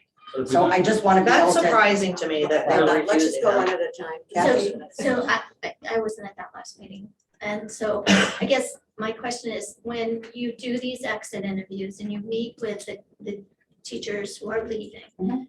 are they told that the interview they are having with you is confidential? The first 3 months that I was doing them, yes, Okay. till the board requested that I bring that to the board. And now, since So then, now I've you had several, have to, that makes, yeah. people that have just declined. Yeah, and we did, just so that we did get reached out to also by the union, that they were Okay. uncomfortable that we were going to be discussing any of this. I was wondering if Mhm. that's why some of the numbers look different, is because people don't want to have an interview if they think it's going to be made public. And it's also, in many cases, would be easy enough to determine Right. who the person was, what school they were at, et cetera. Okay, thank you. So, I just want to clarify, at no point, I don't think any of us were looking for personal confidential information. My focus was more on the numbers. If there was something like I didn't realize the exit interview asked such specific questions. I was looking for just more of a yes or no and not comments, so you can't identify people. That's, it is what it is, it's done, but it really, it just comes down to the numbers. Resignation, termination, retirement, whatever it may be. If there's a trend, we need to identify it and try to, I'm gonna ask them to move this to school improvement only because we have such a heavy agenda. So, you know, school improvement can discuss. But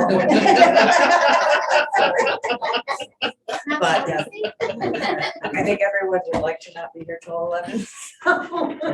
So if we can put it on the next school improvement agenda, we can kind of shake this out of what we're gonna do. Okay, monthly financials. Leonard, if you wanna cover that. Okay. As you can see from the report, we are still in very good shape going towards year end. Salaries are still trending under budget. Everything else is pretty much in line. We have a few lines that are over for needs and supplies and property, dues and fees. The excess in other purchase services and salaries, you can see that. That's pretty much it. If anyone has any other questions? Course proposals, marine biology, capstone course. I also, is there anyone that was not at the meeting where we discussed those? Okay, do you have any questions? Anyone have any questions on the two course proposals?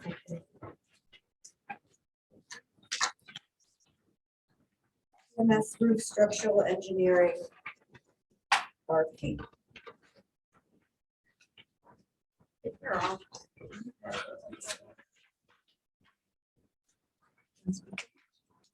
Just, you guys were given the RFP at the facilities meeting. If there's any questions, you had the opportunity to read what we did. We did update the boilerplate information to include the city charter verbatim. So that's now in the board. Any questions on this? Healthy food certification. I'm sorry. Healthy food I'm so certification. sorry. Yes, it needs to be read into the minutes exactly the way that it is presented on here. Would you like me to do so? Yeah, not to, yeah, the action. Oh, Yeah. I actually had a question about this, which has come up before, but it's recently come up again, relative. So it's my understanding that we get for being, healthy food certified. Yeah. Yeah, we get the match from the state of Connecticut. so there's been some concern about, you know, the lack of the ability to, let's say, parties and those kinds of things because of the healthy food certification. And I'm just wondering what we're, like, is it worth the 60,000 for what, all the things we have to trade off to get the 60,000, I guess is a short version of the question. The school food service program could provide healthy snacks for the kids for birthday parties. The parents would have to purchase them from them. It is a good thing to be part of because then you know that the kids are getting the healthy foods and you're making sure that they're not getting junk food in your classroom. So the argument, you know, that I've heard is just, you know, we have, you know, how is a cinnamon bun more healthy? Yes. Okay, and I don't know the answer to that, but. The things that they serve are exactly portioned by USDA rules and regulations. They have to serve what USDA allows them to serve. So it may seem like what they're serving isn't like the healthy single, but it has to be. So with the healthy food certification, then unless they buy the food from the cafeteria, I just want to make sure, because this has come up again over the last month, people have been inquiring. So then they can't bring food into the class. It would have to be bought by They the would have to, cafeteria. yeah. It would be like a catering thing that the cafeteria would do for us. You didn't hear that? So you can't bring food into the school, you have to purchase it from the cafeteria during the day, during the school hours, right? After school. Yeah, it's a and half hour before, half hour after. half hour before school and half hour after. Sorry, Gary and Kathy.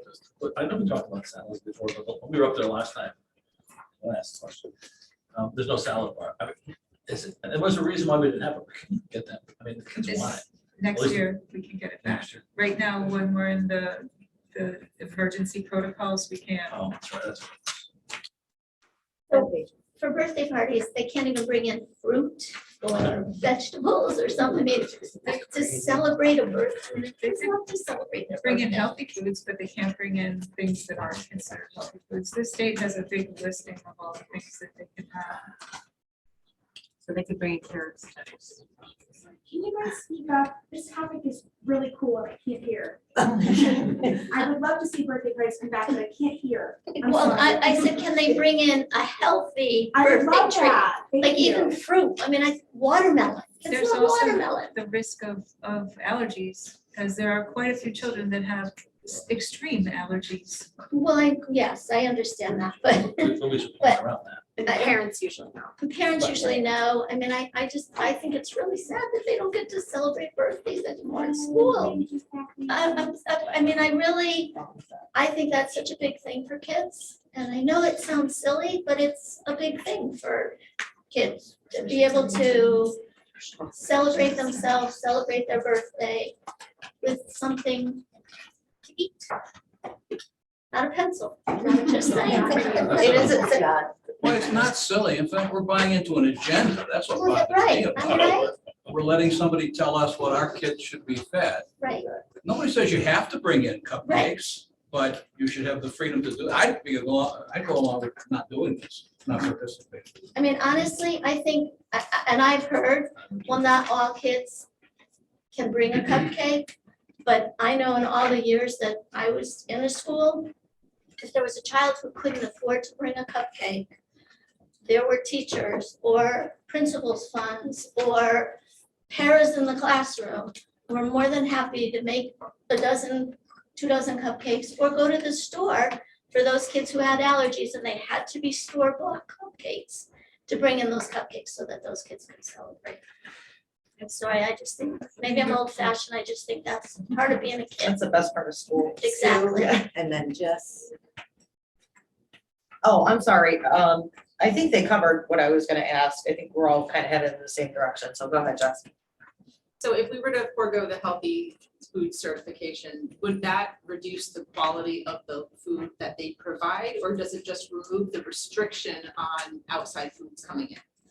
It removes the restrictions on outside foods coming in and lessens the restrictions on what they serve.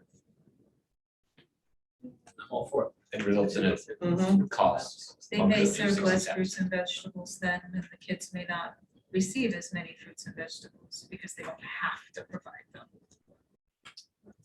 I have one other. So because we're on district-wide CEP, is there any correlation that we would have to consider? Or I don't want to put you on the spot, but I'm not sure when we I have to honestly make this don't decision know. by. We can wait, Okay, I mean, I would move it like to the to next know board that meeting, because I and would I can hate answer your to, questions. right, because I would hate to have us vote to find out. that Right. We can't do it. My question is, so the healthy food certification, they dictate what the foods are. If we want, as a district, to have more healthy food, could we instruct the food service that this is what we want? Absolutely. Okay, so it doesn't have to lessen anything, it can still be healthy, or maybe even healthier. It just takes away the funding that you get from the state. Right. Which is, how much is that? 60,000. 60,000.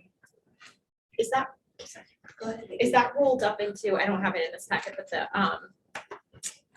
the food financials that you provide monthly, The amount that we get from the state, is that 60 rolled into that?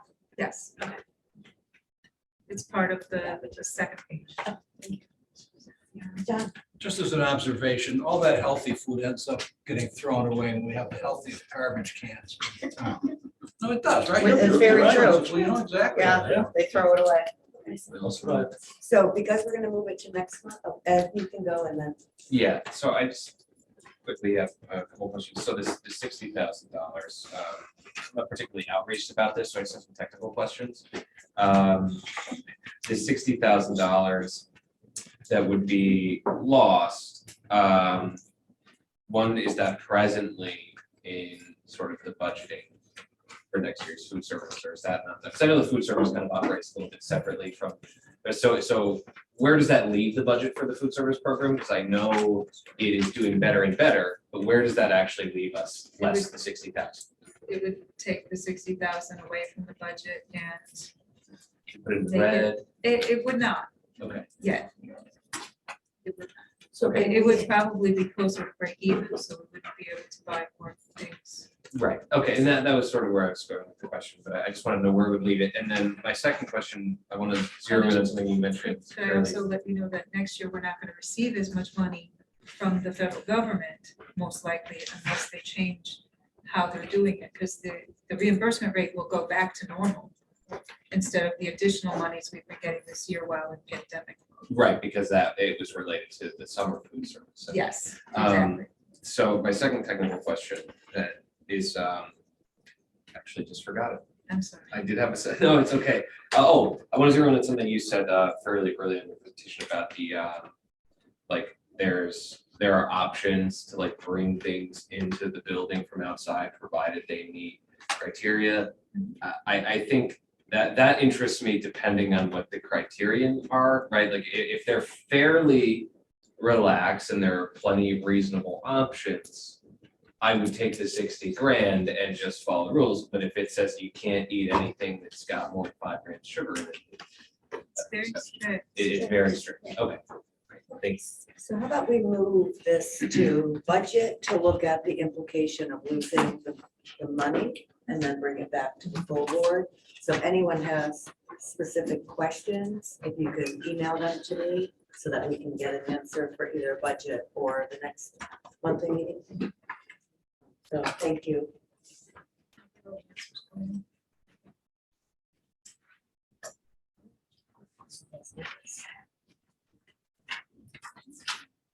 All right, cell phone policy. Meeting last night, it was very well attended. Had some good information. What came out of it was a recommendation to move to the full board that we begin the younger coaches on April 25th for the middle school and refrain from doing it for the high school until the beginning of the next school year. And we would draft a policy around that. And we need further discussion and more information. Yeah. Suggestion. No, well, I was just gonna say, I was gonna ask, I'm not sure what we're supposed to do next, but I hope that we can, and this has to move fast, so we're gonna have to schedule meetings immediately to meet our timelines. I don't know if that's you or if that's. There's her. an action item Oh, okay. Okay. on the agenda. But is that gonna be policy or is it gonna be? So I'd like to make a recommendation that we possibly have a policy meeting Monday or Tuesday. Because we're gonna implement under that kind of timeline. Policy, we're gonna have to get that policy done. Fiona, can you just speak up? I'm sorry, That's it. We I just said can't I'm hear. recommending that we have a policy meeting either Monday or Tuesday to finalize a policy, and then that would, it's up to the policy committee, but if we're looking at that timeline, then we have to get the policy finalized. Just, So I'm still not comfortable with the April timeline for either school, just because of sheer logistics. And so I wanted to know, I had asked last night, we could hear from our administrators, both, superintendent, assistant superintendent, and then the middle school. Like, I want to know, we can't just dump this on our administrators and expect them to make it happen if they don't have the infrastructure in place or the staff in place or anything like that. So I just want to know from their perspective, do we have what we need right now to launch this successfully in a month? Or are there concerns about that we may not have what we need in place at the middle school to be able to do this in that timeframe? Because we're talking about not just our policy meetings, but like some sort of public meetings, you know, like we talked about doing all those things with Yonder, right? Where parents, like informational sessions for parents and things like that. And so that's just with April vacation, the timeline is really, it's a very, very short timeline. So I don't want us, my concern is that we may make a decision that sounds good to us, but not realize the impact in the building and whether or not it's actually feasible. So that is my question. Can we hear, can we, I can answer for the middle school. I think we, Oh. yeah, I mean, can we hear from who you asked, right? The administrators and the principal? Is that allowed? Yeah, and What was Brian, the if you want question? to come on down, but I just want to say overall, and it doesn't mean that any comments, come sit. Sorry, Brian. He's thrilled. Doesn't mean any disrespect to the board, doesn't mean any disrespect to the process. However, right now, we are down some staff at the middle school. Some folks we probably would put in these positions to man some of the areas. Brian can talk about the particulars of where kids come in the mornings and where they have to gather and how many staff right now cover those areas. So we're worried about some staffing issues. We have to have that policy firmly in place. And maybe that means if you want to adhere to the April 25th, it might mean meeting Monday, Tuesday, and Wednesday to get this done so that it's firmly in place and we can send this to the attorneys. We've got our attorney vetting it. We have time to do those parent nights. We have time to talk with teachers about implementation. So there's just a lot of moving parts to this. And if we really want it to be successful, I just think to make sure that we have all our ducks in a row so that people aren't saying, well, you know what? This was kind of went off half-cocked instead of really having a thoughtful process and rolling it out. So Brian, you want to talk a little bit about the middle school and, Sure. and what it looks like right now as kids come in? Yeah, so when the students arrive in and we actually had the younger folks come to the school and we discussed what it looks like at arrival time and dismissal time. For the first portion of the day, we do not have the staff to do it during the time the students initially arrive. The teachers are not required by contract to supervise students during that time period. So I went through today and looked, and with our current staffing, the smallest group we have supervised currently is supervised by one para, and it's about 60 to 75 students. And I just can't, there's no way one para is going to be able to supervise 75 kids with the Yonder pouches.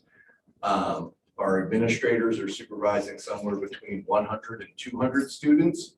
And again, one administrator is just not going to be able to process that many kids. So we would really have to be looking at during the time that the teachers are supervising the students in order to do that, staffing wise. And when we spoke with the Yonder folks, and I know a couple of board members came over that day, they did say that they could send somebody back who could go through with us and take another look and come up with a plan based on some of the other schools that they've been at. And I'd really like to have the opportunity to do that with them before we try to roll it out, because I just don't want to run into a situation where I have one para trying to supervise 75 kids putting phones into pouches. And, you know, the problem we run into now is inconsistency. And if we try to roll it out that way, I'm afraid we're going to have even greater inconsistency. So that's one of my concerns. And then also in terms of just staffing, we're extremely short staffed right now. We have one security para. We've been advertising for security paras all year. We really haven't had many applicants, and the ones we've had have been questionable. So it's a little bit of a tricky spot in terms of the staffing to roll it out very quickly. We just need a little bit of support around that. And I know the Yonder folks said that they could come in for a period of time when we first launch it, which would be great. My concern is that period right after that. So I don't know if that answers your question or not, but that's the current situation at the middle school. And then I think Jason would join me in saying that we really need the policy and the policy well vetted before we try in the procedure before we launch this, because I don't want to get into a situation where, you know, we're announcing to people that we're doing this, but we don't yet have the policy and procedures in place. Jason, would you agree? I would agree. So those are my, We don't want to set up the administration and teacher for failure. So when they're talking with the student, you're not going to want to say, oh, it's XYZ consequence, and then no, it's really not. So, because it hasn't been vetted yet by the lawyers, we're not quite sure, we haven't trained the staff, or we haven't trained the admins. So that does take time. So I just want to be respectful of their process as well, so it is successful. Couple things. First, Brian, thank you for the summary of what happens in the morning. And I mean, just to the point of that, the paras and teachers, it's not even the teachers, the non-certified that are supervising 75 kids today, there's one of them doing it today. I don't know why, I would think it would be easier tomorrow because they're just gonna come in a line and block them up. But I'm really surprised, Sue, to hear your position. I just want to ask you a question, and I haven't asked it, I don't know if anybody else has. Do you feel like we have a problem with cell phones in this district? So, you know, we've talked about a lot of issues, right? And I know when we met in the, you met with the middle school, Mr. Scott cited that Brian had talked about 165 incidents in the second semester. That's a lot. Right. And certainly. But it's thinking back, not even think back to everything that we've gone through Sure. since September. I mean, do you feel like there's a problem with cell phones? So It's yes or no, really? Well, not really, Sue. I think it's much more complicated than that, because I think there are a lot of factors that go in. Cell phones are one issue, but we really can't see things black or white. There's a lot of issues that go into students' behavior. So we want to address this, Right. but we want to make sure that we have a good foundation in order for it to be successful to move forward. Here's the thing, though, we've been talking about this for years, more specifically Yonder since the fall. We've all known that this is going to happen and that we need a policy in place, which Yonder has provided, from what I understand. I haven't seen it. I don't know who has. I have not seen it. If it's out there, I'd like to see it, which is a draft. We don't, you know, we talked about some things yesterday with our attorney that we can't really get into right now, but these are all things that's almost like, oh, we just thought, you know, we've just started talking about this last week. We've been talking about it for months. And to now hear Brian goes through this, this is his life every day, and to now hear that it's a problem with staffing to roll it out is really disturbing to me. It really is. I I'm just sorry, wanna nothing back against up, you, though. but this is, I've been to the middle, we've all been there, you've seen us, we've been there. So we know what you're going through. We know. And to just sit here like it's not happening is infuriating to me. So Sue, we were asked by one of the board members to provide information in terms of what the challenges may be. And so we are just sharing that with you to let you know. It's not to say that, no, we don't want to do it, that there's not support.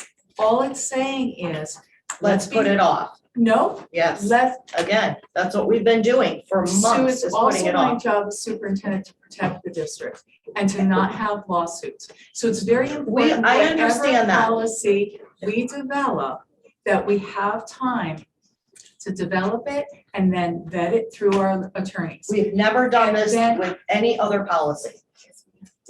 We do it with every single policy, Sue. No, the Yes. policies, unless we adopt it from them, we're not running, we don't spend this much time. If we don't On one adopt thing. it from them, then we do set it forth before our attorneys so that they can vet it, every single policy. And that takes weeks, months. We don't know how long that it takes. The It's a attorneys stall spoke tactic. to- I'm sorry, it's a stall tactic, and I'm tired of it. We have spent endless hours having this discussion, and I'm tired of it. I'm tired of the abuse. I'm tired of the pushback. I'm tired of no one admitting that there's an issue, and I'm not saying it's all students. There's an issue in our district. We know it. We live it. Every expulsion that we have, it's in our face every day. And that's all I'm gonna say about it, because I'm I gonna leave. just wanted to answer the board. I'll continue with what you said. Go ahead. First of all, we've had months to talk about this. And our confidential discussions all indicated not a problem. It can be done. To sit here and say it can't be done is crazy. I can build a building in 15 days. Right? Cell phones are a problem, and you know they're a problem. They're the number one problem. Andrew Marchand needs to be at our policy meeting. 100% of the incidents, he says, involve a cell phone. If you don't know that, I have a problem. 60 to 70% of the incidents are because of a cell phone. If you don't know that, that's a problem. And to sit here and say Yonder can't, they said they'll stay as long as they have to stay. They said they can figure out the problem at the middle school. The problem is we keep putting it off. I don't believe you want it. I don't think you want the Yonder policies. And you sat in the meeting with, I'm not done yet. You sat in the meeting, oh, I'm sorry, I thought you were telling me. We sat in a meeting with the principal and you said, we are doing this, you need to get on board. Those were your exact words. And now today I'm hearing, not sure what we're gonna do. We have other issues to consider. Yonder is so simple for anybody who doesn't understand it. It takes all the burden off the teachers. You walk in the door, you put your phone in. If you have a really good kid who doesn't open his phone during school, it'll never matter because it's put away for the day. That teacher has no reason to worry about cell phones for up to 80% to 90% of the kids in the classroom. Now, the cost of the resource that are allocated every single day to teachers and anybody else in that school to chase kids down with phones, 90% goes away the first day. He says 2 weeks. They've done thousands of schools. They're in the city. Go online, talk to the principals like I have in those schools, 2,000 students in South LA. Accomplished in a month. What we say we can't accomplish in 3 months. We are failing every step of the way as a board. I don't care what anybody says about me. We have problems with behavior. We all know that. We have problems with phones, which create most of those problems. And I wish Mr. Marchand was here, but hopefully he'll be here Monday night to talk about it. But we're talking about bringing someone like him in to help fix the problem. And yet we don't even want to address with him, as far as I can tell, what he thinks we need. Now, we know we need this. You've said this to me. But if you can't say to the public that we need these phones because cell phones are a problem, let's not buy them. Let's not buy them. If you're not buying it, it's not gonna work. Yes. I don't, first of all, I asked Sue for this information and I don't think that it's helpful for other people to give her crap when she gives the information that I asked her for. So thank you, Sue. That's not what I'm referring to. So I'm talking about. I'm not gonna go back and forth. Well, then don't bring it up. Be quiet. Point of order, you can't Okay. interrupt. I haven't heard anybody in administration say that they oppose Yonder. What I'm hearing is a concern that we have very little time to implement this successfully. And it is not fair for us as board members to put something on our administrators that they don't have the tools to do. And that is what I am concerned about, and that is why I'm raising this concern. And maybe I'm wrong, but just because we want something and just because it has been talked about for years off and on, but the administrators cannot act on something until the board makes a formal decision either. So we may have brought this up, we brought this up well before COVID, but no formal decision was made until fairly recently. So I don't think it's fair for anybody to expect them to carve out all of this time out of their very, very busy days to work preemptively for something that we haven't decided on yet, okay? So I don't think anybody's disagreeing with the benefits of Yonder. I don't think anybody's disagreeing with the fact that cell phones are an issue. They're just not the only issue. And if we do this wrong, we may cause other issues and not help fix the issue that we're trying to fix. Correct.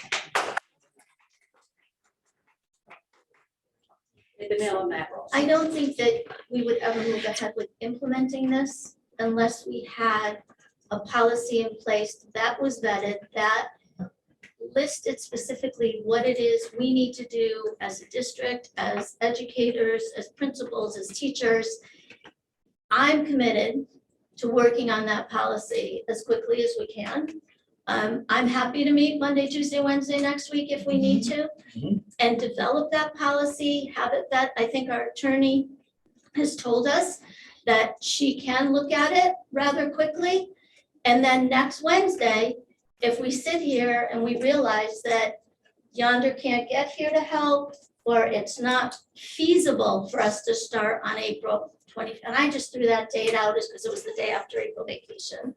If we can't do it, then we don't. I'm in no way saying that we need to do it on April 25th because we said that. I think we do it on April 25th if all of the pieces are in place. And if they're not, then we revisit it and say, you know what, we can't do it. But in the meantime, we do talk to all of the administrators, particularly at the middle school. We look at the staffing that we do have, who else may be available to help if needed. There are people who will help, I'm sure. And I'll work certainly with Lauren for 2 months. Yonder is coming out. I think we need to proceed and see what we can accomplish by next Wednesday and then make that decision. That's just my suggestion. Gary and then I need to hear from our administrators, because I've heard from other people that say it can't be done at the administration level. If we don't think we're gonna get it done, let's not waste the money, all right? We sat in a meeting, all right, some of us in this room, with our administration saying it can be done, it will be done, especially middle school. Yonder will stay as long as they have to, they said, correct? Yep. Okay. What are we worried about? Let's look at the policy. I mean, I need you to be on board. If you're not on board to commit to trying to get it done, I mean, the policy is 1 page. It's not that complicated. No. It's 1 page, the policy itself. You can say it's not, but New York City uses a 1-page policy. If you heard from our first meeting yesterday, it was, there's a lot, it's. No, it's not true. We, I'm not talking any specifics. we, I'm what we just heard was referencing a it, meeting that we had we yesterday. heard it can be done. It can be done. let's not go back and forth. Correct. Let's just I know, have sorry, a sorry. statement and then, so Ed is next. Let me Are you just done with finish. your statement? We need you to step up, or I'm stepping out, we need to step out. And I'm serious. If we're not gonna follow through on the things that might be hard, because it's hard because we've not tended to these issues, whether it's criminal, whether it's behavior, whether it's parents getting beaten up. Because we want to ignore it and don't want to address it and fix it immediately. Let's go to next year. Let's hope it goes away. Because that's how we seem to approach things for the last 5 years. None of that. Well, I appreciate my neighbor approaching the point that I made a long time ago about this. We're here now, and that's what I said last night. And so what I'm interested in is not the sort of arm waving, bullying behavior, but what can be done if the board follows the policy committee's recommendation.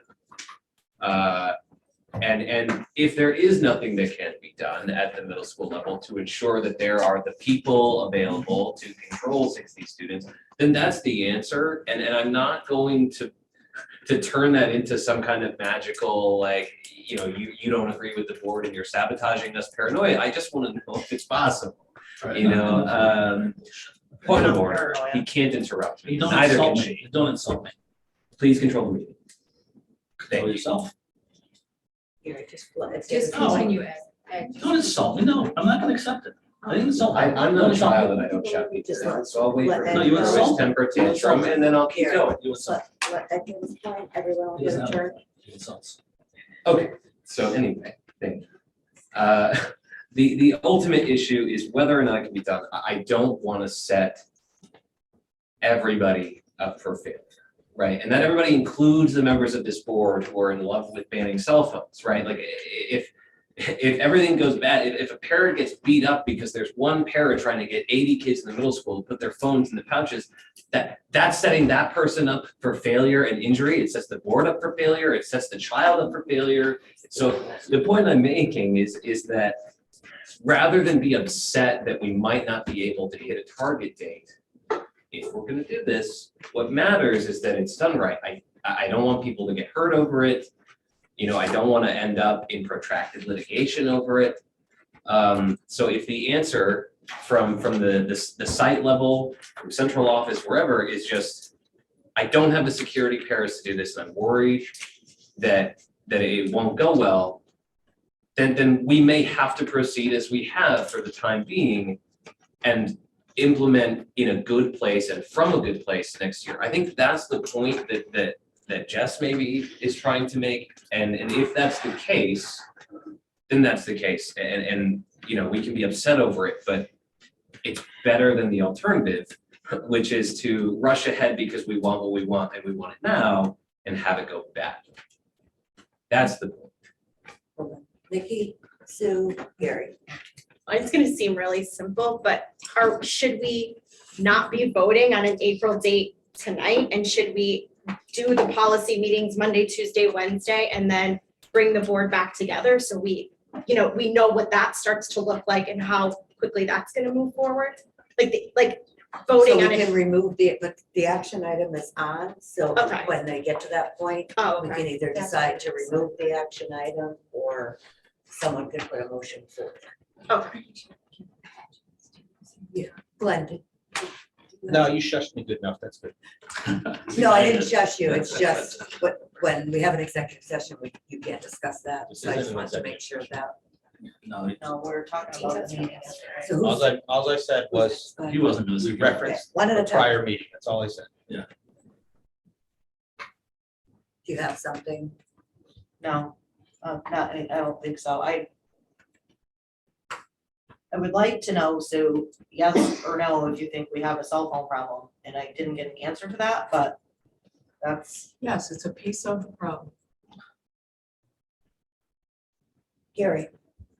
Shame on anybody, including you, who didn't take the time. It's not personal, exactly. Well, hey, listen, I am Okay, both of sufficiently you, both of you ashamed. stop. but that you don't do, we've had months to do the research. Public hasn't, no, I agree, it was announced, but the public shouldn't have to go do the research, I'm not saying you should. But if you did do the research and actually listen to what the firm said, that, listen, my opinion is get rid of the damn things completely. The pouch is a way to help the teachers, that's all it is. Why people can't see that is beyond me. If it were up to me, like New York and many other countries and many other states, ban the damn things completely. Because they serve no educational purpose. So we can all pretend that cell phones are only part of the policy, and they are 80% of the policy or 70% of the policy. They either ban the damn things or accept the fact that putting them in a pouch isn't that complicated. If anybody took the time to listen to Yander's program, only because they're the only option out there, you'd find out you don't need security people in front of the door. You need a couple of people. And all they do is they put it in the pouch, lock it, and they walk in. And then for the first 2 or 3 weeks, it's gonna be a problem. There's gonna be issues. We have far more issues today than you ever will with kids putting them in pouches. I mean, this is an operational issue that's pretty simple to understand. We're not talking about contracts. The contract, it's a purchase of materials. It's not a contract. Number one, it's not. I've seen it, it's not a contract. Number two, the policies are pretty simple when it comes to what you do with a kid. We haven't decided on what the problem, how we're gonna deal with the kids hasn't been decided on. But if it's 4 steps, if it's 3 steps, if it's 5 steps, whatever it is, that's a couple hours of discussion. But it's been tried and tested in many locations, many with lots of problems. But I know the problem is right now, and it's been said by people in this room, including administrators, that they don't think it can work. So if we don't think it can work, let's be honest. If you don't believe it can work, it's not gonna happen, because it starts at the top and goes to the bottom. We already voted on going forward. That's not what I'm talking about. I know, but you kind of. Sorry, Nick. I know, Sorry, but you're Nick. kind of taking us We back talked a about this little for bit. months. Your plan is correct. Nobody's arguing about that we're moving forward with the under pouches. I think we have That's to not what I'm receive. talking about. I'm talking about buy-in. Yes, there are students in this library. I didn't say anything. You're being Point obnoxious. of order. You're talking over women. I don't like it. It's just ridiculous. We have high school Everybody students calm here. down. Listen, bring The it, behavior I is put obnoxious. comments up at the beginning of the meeting. Calm My down, job Gary. is to fix what's Gary, wrong. we're not gonna- It's not a conversation. And we I just shouldn't be wanted to getting finish by saying we have to respect, the people that are in charge and what they're bringing, what they're saying and what he needs to move this forward. effectively or in the right manner. I mean, we're setting ourselves up for failure by not listening to either of They the have failed. administrators. So we've made the decision to move forward with Yonder. Where do we go from now? Like, what is the next? So here's what I'm gonna suggest. One, thank you, Brian and Robin, and everybody that's taken the time to do this. So the one good thing I think that's come out of this is like, the fact that we have one person looking after 75 kids is a little alarming to me, right? So I think we have to look at those type of items also from a budgetary standpoint. I think that no matter what happens, it's not continuing like this, right? Yeah. So in any scenario, we have to have a hybrid policy because even if the high school is running next year, middle schools at some point this year, you're still gonna have to run a concurrent policy, right? So both of those policies are gonna have to be vetted out. I think at this point, we need to look at what resources are needed. Feasibility, have Yonder come back out and meet with you guys again, especially the middle school. Yeah, To and they look said through they that. were happy to do that, so. Yep, if we can do a policy meeting on Monday and look at all of this stuff, but also look at these, I don't want to call them holding areas, but these holding areas. Can we stagger, some resources? How can we do to provide more support in the morning and the afternoon? And kind of really look at the two policies, because the one thing that is for sure, whether we have a Yonder or not, the board is not tolerating the cell phones anymore. So And yes, the Yonder behaviors. may be very difficult to implement, but there is not an option to continue on with what's been going on with the cell phones. It's not. I'm not gonna be personally responsible for what is happening with these cell phones. So we have to come to a mutual agreement that whatever the way is, Yonder was always used as a resource to help the people in the buildings from having to deal with this all day, every period, every child. So the board looks at this as a supportive system. So it is gonna be much more complicated for the schools without the Yonder coaches. So we have to have that discussion because the policy has to represent what's going to happen in both scenarios. So, we appreciate your willingness to work. We're willing to work with you guys to get you what you need. So I think it starts with, again, having another policy meeting to really vet this stuff out, have Yonder come back out. I know that they're definitely available next week. They're in New England doing application somewhere else close by. So we can set that up. We can do a policy meeting Monday. The board can reserve Tuesday also. Because this isn't just about Yonder, and I want to make that 100% clear to everyone. So the board has already decided cell phones are a problem, a huge problem, and the board is not putting up with it anymore. So call it a reset, call it whatever you want, but the board is changing your policy to more adequately represent the needs of the schools. So we can work on these policies, everyone can pencil out Monday and Tuesday, and then we'll see what the implementation looks like. Apparently, Fiona, you're the board now, period, is what you're saying. It's not public comment, No. so. Not at all, not at So the all. board has already voted on these items. John, go ahead. I thoroughly agree with everything you said, and I agree with that path forward as well.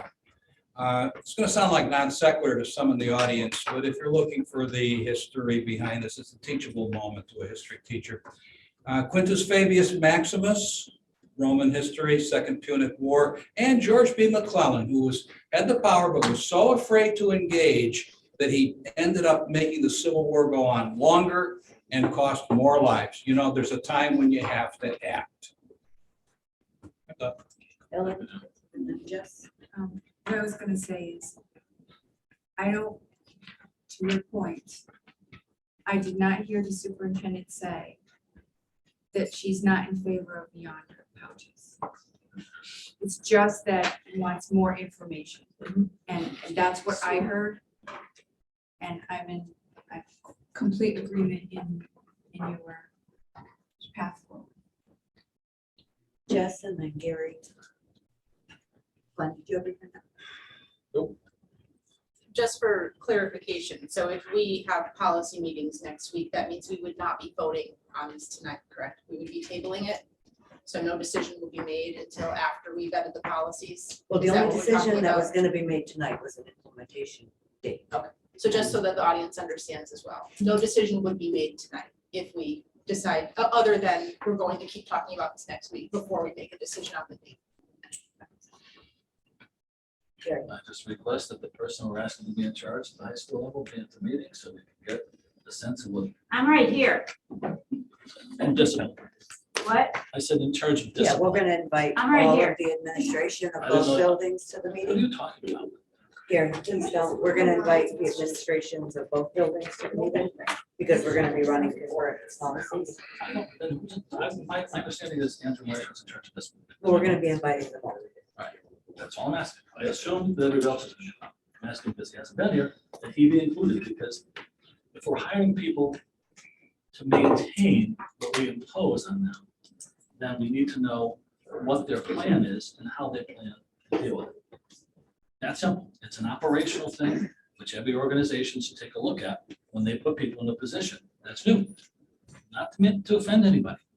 But if we're gonna put somebody in a position, which I guess we voted for already, or somebody decided on, then we should have them included. We're gonna bring them all into the discussion. Go ahead, Ellen. Yes, all the administrators for each building are invited to the meeting. Thank you. Glenn. The policy meeting. Go ahead, Glenn. We gave the representative for the middle school a chance to speak. Should we let someone from the high school a chance to speak if she'd like to? Yes. Yeah. Would you like to say anything, Madam? Thank you. I think all I heard Brian say was he just wants it to be successful and he needs the resources to do that. That's all I heard. Period. From Brian. It wasn't directed, but there hasn't been Brian. No, We're we- not Point arguing. of order, thank you, Robin. And that's all we would want, is the support and the resources. And you'll let them. Any other- Thank you. Any other questions? Or any other alternatives? Because, you know, we're proposing a plan. Some of the board members maybe not support of it, but then I would ask, what is your alternative measures? Well, can you just clarify, so I'm sorry, Sue, I didn't. hear. That's okay. And do you mind if you go? No, go Because ahead. he started, Okay, sorry, now. no, so what you're saying, just to make it clear, is we would go ahead and plan for at least one, possibly two or even three policy meetings at the beginning of next week. And part of that discussion, we hope, would be around implementation with administrators. So tonight, we would not cast any vote. Correct. To make sure that we are ready to implement on whichever date the board may choose at a later date. That's what I'm hearing, right? So we're not voting on this. We're gonna move ahead and figure out if we can do it on certain dates. Right, well, now that we know that there's a No problem. staffing issue, Correct. we have to figure that piece of it out, work with Yonder, have Yonder go out with them. Okay, thank you.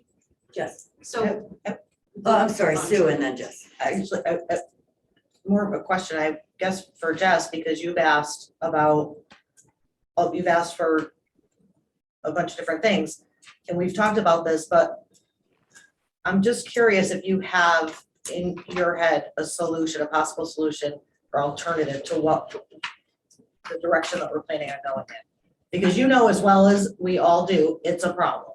You sit through the same things we do. And to want to put it off is concerning to me. So what's the alternative? What do The alternative would be to start everything in September. I mean, I think I made that very clear. And my only hesitation is that I just don't think physically we have enough days on the calendar. We're still in the middle of budget But what do we season. do from now till the end of June? Hope that nothing really bad happens or worse No, than we continue to enforce the policies that we have.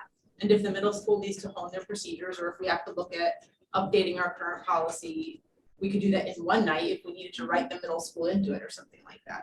That's That's literally all I'm saying. I think we need to look at both. We need to look at a policy. If we go forward with the April or May date for the middle school and September for the high school policy has to be modified between now and the end of the year. So we need to look at both policies. Or over the summer. I mean, you don't have to have your new policy in place until you launch your new procedures, and over the summer But is the- a much, I'm that's a talking- much more natural break. I'm talking about the to do high that. school between now, I'm not talking about the yonder policy, the policy, having a policy in place from now until June that can be enforced. It's very difficult right now for them to do that with the different things that are, the different features that they need the phone for. So we need to build a policy to exclude everything that they don't need it for and incorporate the things they do need it for a graphing calculator if they're in a certain class. Those things, we need to address that between now and June. I guess I would argue that maybe we don't. I think that we could very clearly ask our administrators to, yet again, let's do our best to follow the policy as written. It's literally almost April. Like the year is almost over. And that's where I just think if we were in October, I would probably feel differently. My only concern is that the calendar is a real thing and time is a real thing.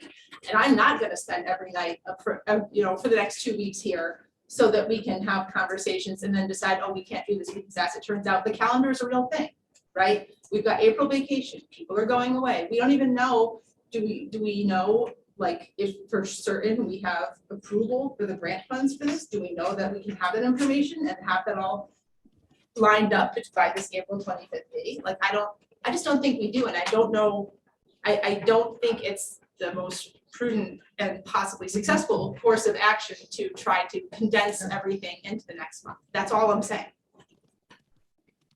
Did you, I might have misheard, but did you just say that we don't know if we have the funding for it? Well, I don't know. We've talked about doing. We do have the funding. We have talked about it and we know where it's coming from. Well, I know that we know where we wanted it to come from. We already heard? have a letter, Justin, we've already. Yeah. talked Okay, about that. well then, great. Please don't condescend me. I apologize if I missed that one piece. So. That's a thank you. huge piece, because that's one of the things we've been attacked over, is the fact that we're taking money and doing willy-nilly things with it. So Well, that's no, a I huge never- piece of it, to suggest that we don't know that we I have the wasn't money. suggesting that. You said that. You said we don't even know if we have the funding. No, what I said is I didn't know for sure if we had heard back from the state, if it was definitely. In writing, yes. Okay, great. I'm surprised to hear that, because you're very up on everything else. I don't know how you don't know that. Okay, well, I apologize for not knowing one thing. That's very Well, condescending by the way. I'm recognizing the point of order. Good. We had the funding secured, but we haven't issued a purchase order and ordered this stuff. We haven't done any of that because Okay. we were All never right, gonna, hold right, on. we weren't gonna do that until the Let me, policy. okay, let me finish. So does that mean, what's the lead time? Yeah, it's quick. They're gonna ship out everything in one day? They have it, it's not. They have tens of thousands of things. Now, I'm not sure about if we want to order it in August. Just the back, they told us what the best timeframe for this goes back weeks. It must be the only company that has that much inventory in stock of anything, because I'm just, Well, they service 2,000 schools, 1,800 schools right now, 2,000 schools. Okay. Times 2,000 kids a school on average, it's a lot of boxes. Okay. Not even, they're simply made with a foam-like. I see how simple they are, I understand. I'm just So, want to make sure that there's not a lead time because they don't have the magnets or the buttons from They were- China, Right. and their production is a little behind. They were It's just expecting- a question, No, you're what the right. lead time is. They were expecting both, possibly. If no commitment has been made, I know people think it hasn't been made. But this time of the year, it's very slow for them. So it's easy for them to come in, they're not charging us for the full, we're not paying for the rest of the year. So it was an easy move. It'll be basically a free 3 months for the most part. But it's an immediate move for them. I don't care who does it, as long as it's a product. I don't know them. But it's the only choice out there right now, other than getting rid of phones completely. Until the details are worked out, there's nothing we can even order, right? Because we don't know how many kiosks, how many, so they've already went to the middle school once. We'll set it up for them to go back again and kind of work out those kinks. So there's Which nothing to goes be to ordered. Jess's point, if there's, calendar's a real thing, we got 2 weeks before April vacation. So everything has to be done, that stuff has to be ordered, it has to be delivered, it has to be sorted out. it's not like you get them one day and the next day you're handing them out. There's gonna be some internal things we're gonna have to figure out too. So that's more days that are taken away from those 2 weeks. Just a point. You're right, that's your business.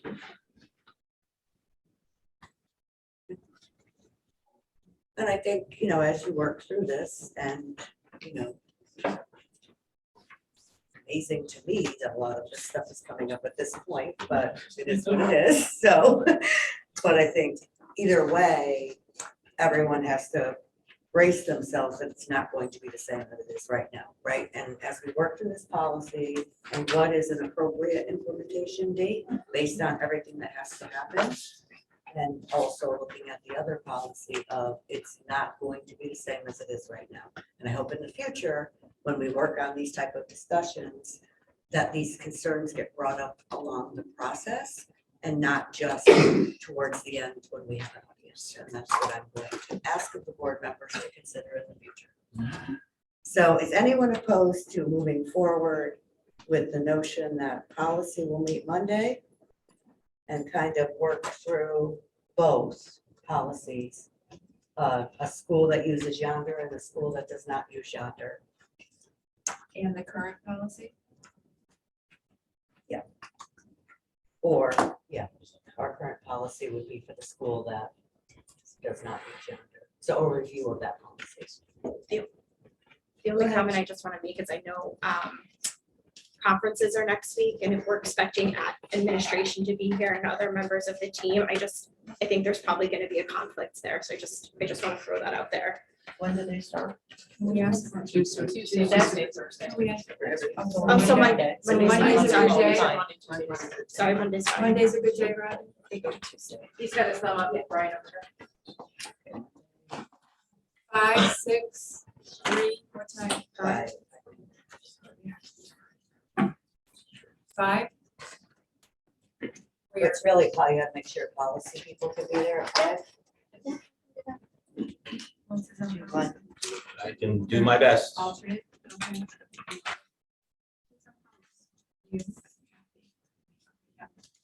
So 5, where, Policy is a quorum at 5. where?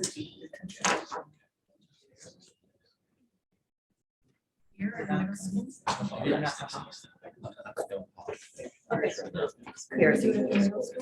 Here's. Okay, so 5 o'clock Monday here.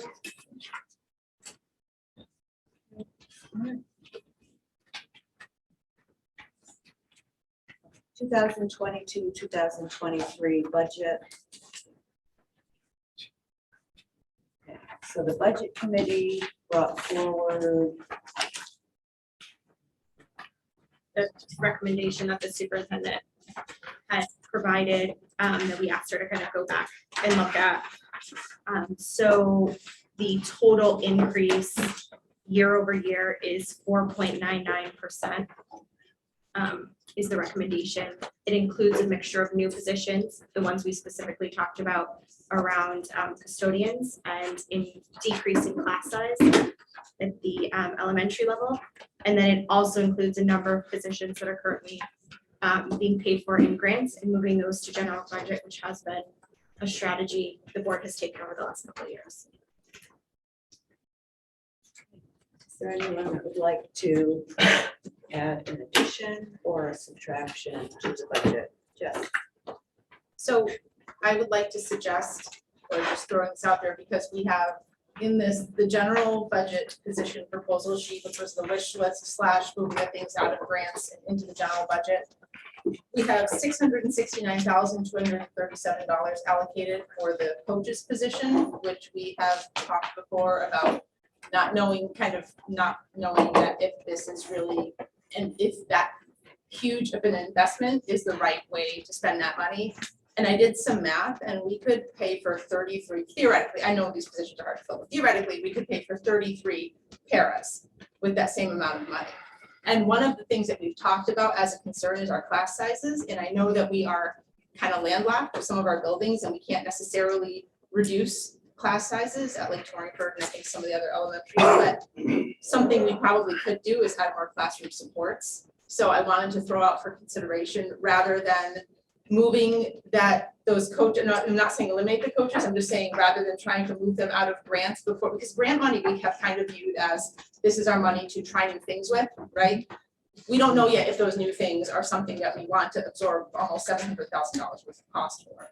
So my suggestion would be that we hold off on pulling those out of grant and instead maybe look at adding some more paras, because we have, and even if we just focused on K through 3, because I think that's the area of most challenges, and probably, I mean, 21 kindergartners is different than 21 fourth graders in a classroom too. So we have, according to the information that we received, I think 56 sections of K through 3 at Torrington and Lowell.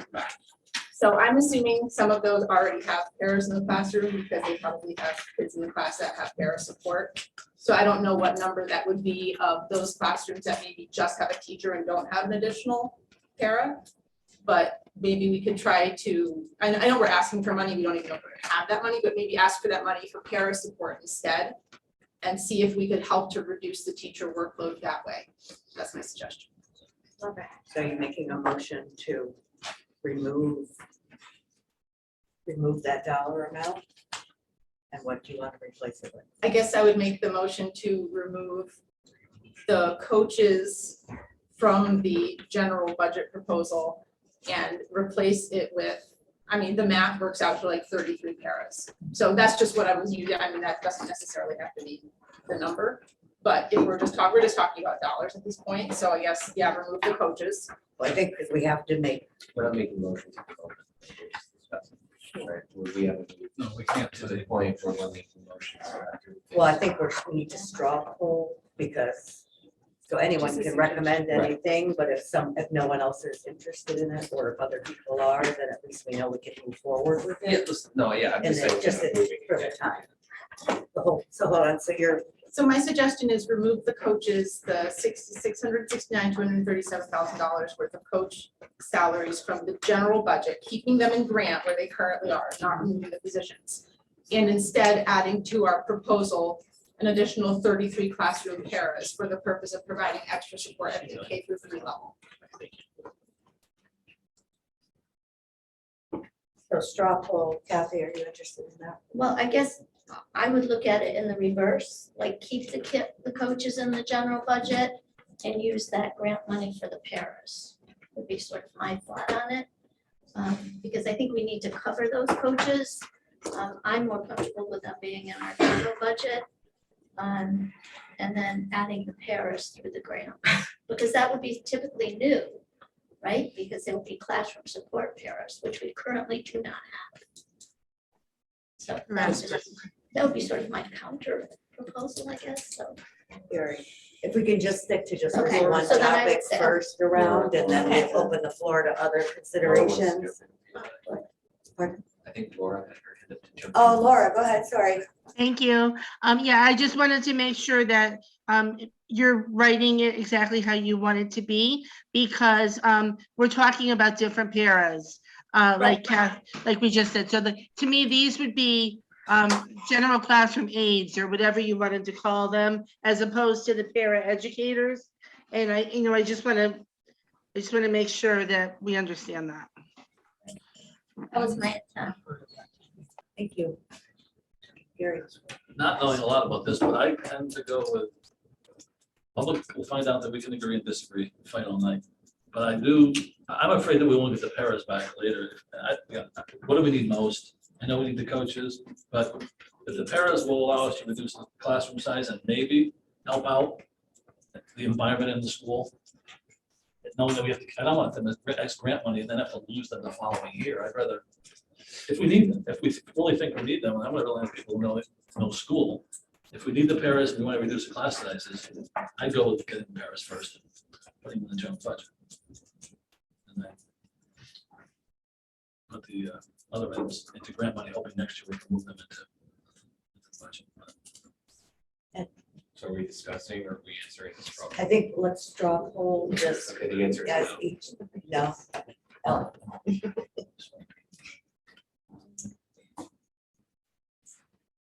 No, I leave it out. John, I like what Kathy said, but if I have to say yes or no, I have to say no. I like the idea of supporting the para positions. I love that proposal, Jess, Well, but let's just call them aides. aides. But Kathy, I do agree, trying to go the other way, but my question would be, how much money in grants do we have for aides? And would we be able to utilize that money for that purpose? Because the best of both worlds would be to have everybody. So it doesn't really say yes or no, but. Say yes or no. I guess, I mean, you can, everyone else is. When it comes to pairs, like with the facilities and the janitors, is there a certain number of students? Like a pair is expected, or? So right now, all of our paraprofessionals, paraeducators are assigned to a student. So we no longer have just general paras. But are the paras currently taking care of more than one student? Due Yes. to, Yes, so is the need more important for more paras because paras are no longer one-on-one? Or is the need more for additional coaches? I mean, that's more of a question to the administration. What do you think is more important?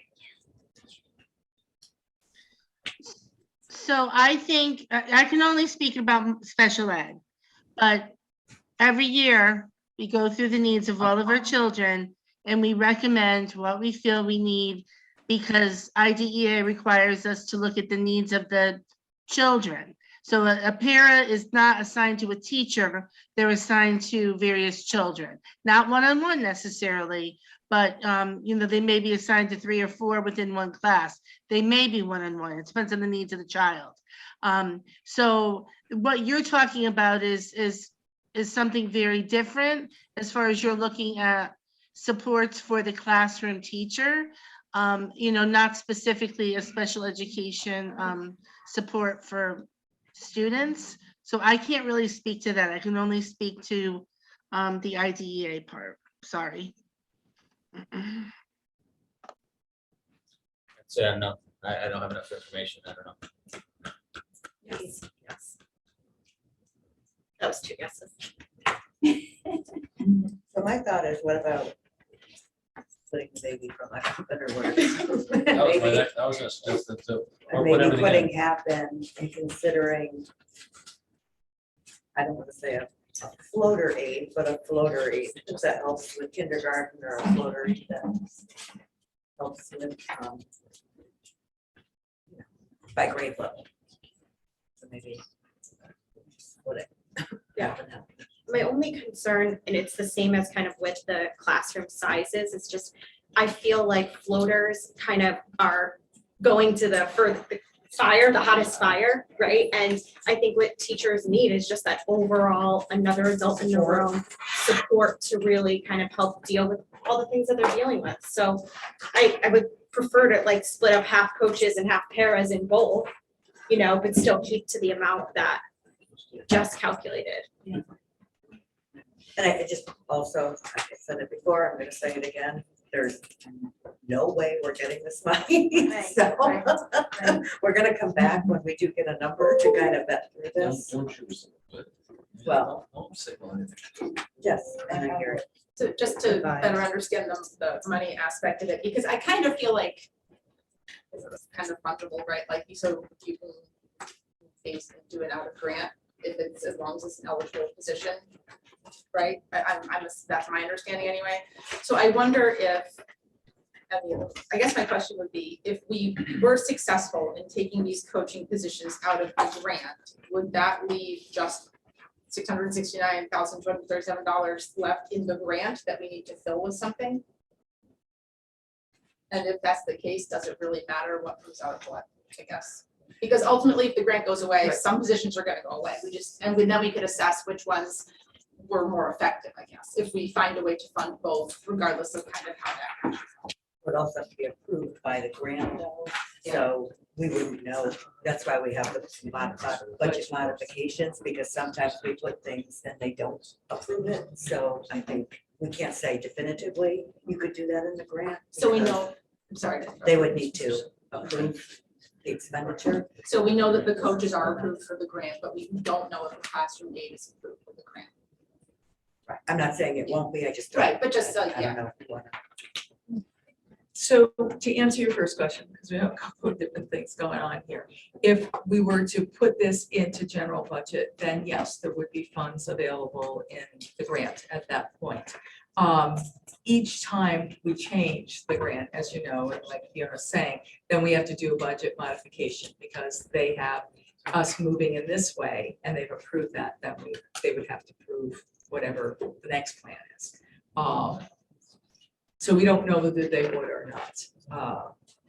And we could make a case for learning loss or learning gaps or extra support where we really feel like the academics and the behavioral, emotional support would be there for the students. I think that's a good case, and I think the state would be amenable to that. Here, I know Nick is not gonna like this, but why don't we just add it to a general request? It's 0.08%. It's the best idea you've had all night. Come on. I'm serious. I know, but Second. you get your turn. It's $669,000. It's an $80 million budget. If we need it, put it in. And then we can argue later about what has to come out, or you can do your magic and. Budget mods or whatever it is, yeah. Well, it's $669,000. You know how I feel, but you also kind of said in the budget meeting that, well, it's not guaranteed, we're anticipating more money from Alliance, which could possibly help with the paras. I think you presented this as what you think you need, what you want to do, and now I'm like switching, I'm doing the dance, because now I'm like back to her original recommendation of supporting. And if we, addressing the other things through possibly more Alliance. We tried to do a balance because we know that the board is very concerned about positions going away ultimately. And so trying to really make sure that we do move some positions into general budget, but also knowing that we're still going to be looking at return on investment and bringing the data forward so that you can see whether you really want, even if something were to move into general budget, and then we say, okay, we really don't need it. We are so far advanced, we just don't need X, Y, Z, interventionists or coaches or IT support or whatever it is that, from anything on this list, then you can always change it. And then we create different proposals. That's why we do a budget year to year. Go ahead, Ellen.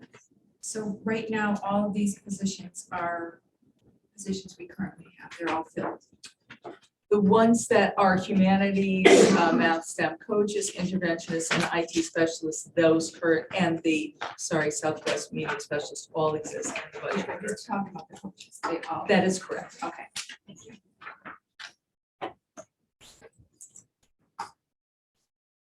I don't know where we stand now. well, I think the one thing is, so does the board want to consider the budget committee's recommendation as our proposed budget? Or is the board looking for any, so I'm entertaining anything that people want to consider before we go to the action. Sounds like the majority want to go with their administrator's request, so. I mean, two of So us. let's just do At this point, it's on a two straw sides. poll, because there's no sense talking for hours if everybody wants to go with this proposal. Right. Well, I just want to manage the budget, but that's just me, so maybe, yeah, two, there's two of us, so. Okay, so you want to, I want to Yeah, go. can we just yes or no that really quick? okay, Right. so do you want to add pair of 669, Yes. 237? Because the other thing we always have to account for is the benefit count for all these people. Well, that number, Jess, was based on 33 paras. Like you said, it was a rough estimate. Yeah, I was just trying to do a. Right, so we could like, cut it wash. back for If we took benefits out the and, coaches, how many pairs would we Right. get with that number? Yeah. And then that's just So an I- approximation. I'm fine with at this point adding what we need. It's legitimate. It's not like we're just throwing money at it, so yes. 100%. You're a yes and you're a no. John? No. Ellen? No. Ed? Yes. Gary? Yes. Kathy? Yes. Jeff?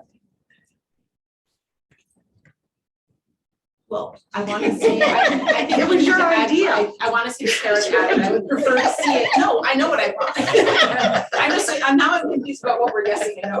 Adding this to Straight up 69. adding. You're talking about straight up adding. To the Right. general budget, yep. To general budget. I mean, So it becomes Adding five. it to whatever, what. right, to so every- we're putting on us top up of over everything 5%. on this list. We- if we are- I mean, my preference would be not to add, I don't think we need to add that and add it on top of everything else. But if that's the only way that we're gonna get the classroom support put in there, then yes. So what's your vote? What's your vote? That's a yes then? It's a yes if that's the only way we're adding parents, because I think we need to do something to help our elementary teachers. If the last one's a vote and it's presently 4-3. So. Oh, is it? Yeah.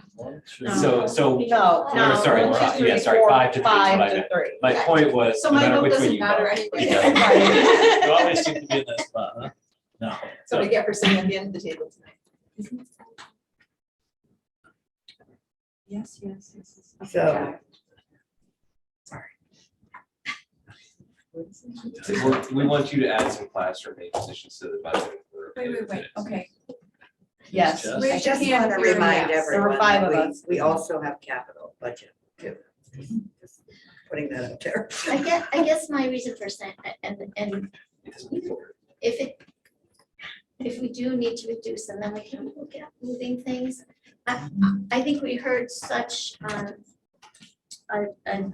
if that- Cry for help. listening- Cry for help, disturbing. Yeah, I was trying to come up with from Carmen tonight, and I think we need to do whatever we can to help our teachers, and I know things are kind of tough at the elementary level, and 21 5-year-olds, 4 and 5-year-olds that's a tough, it's hard. And so whatever we can do to help them, I think is really important.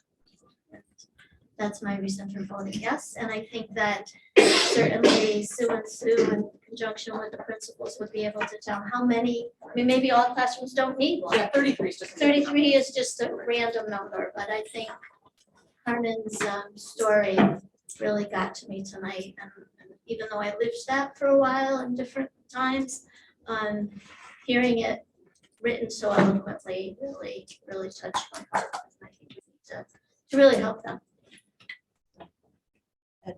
Yeah, I think I just want to reinforce some of the things that you said, that like, I'm, don't get me wrong, I personally would be fine if you wanted to add 30-something classroom aides to the budget. But, I think the general consensus is simply that, folks by a relatively narrow margin would prefer to see at least some added to the budget. And if that means 5 classroom aid positions that are district-wide and they just bounce around to the most in-need classrooms, and that's what it means. Because I see Liz doing math frantically over there. So, it doesn't have to be 31 people. I don't know that Kim would be able to fill 31 positions. So I get just now that we're in the discussion phase of this, where I view it is just that, I think classroom aides are worthwhile. And if you feel that you need 30 of them, I'm certainly prepared to support that. But, if you decide at the board's direction to add 4 or 5 positions to see how it works out, I'm fine with that. Should we, so is there any board members that cannot make Mondays?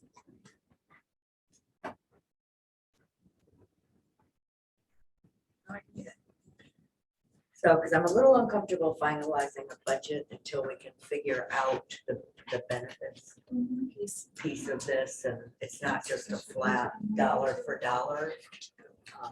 I don't want to, I'm thinking the assumption that we're gonna get the money, but I think we should at least make a good faith effort to say, like, if you're looking at adding 33 positions, that's a lot different than adding 2 positions, right?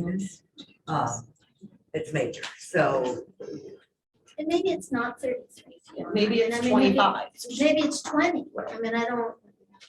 Should we let Sue look at it So and that's then what bring a I'm recommendation? saying, on we'll it? let them Yeah. look at it, and then we will do a special full board meeting at 5 and policy at 5:30. Because we can't finalize it unless we're working with real numbers. Right. I can't guess at what this is gonna be. When Sue, you just mentioned that you would work with Laura on it.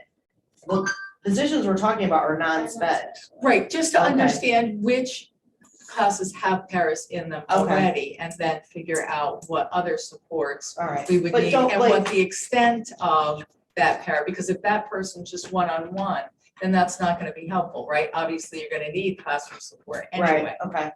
so, Alright. yeah, so we, I just wanna, The right, yeah, place. this is all about regular ed, the Mainstream. whole classroom, it's a different function, absolutely.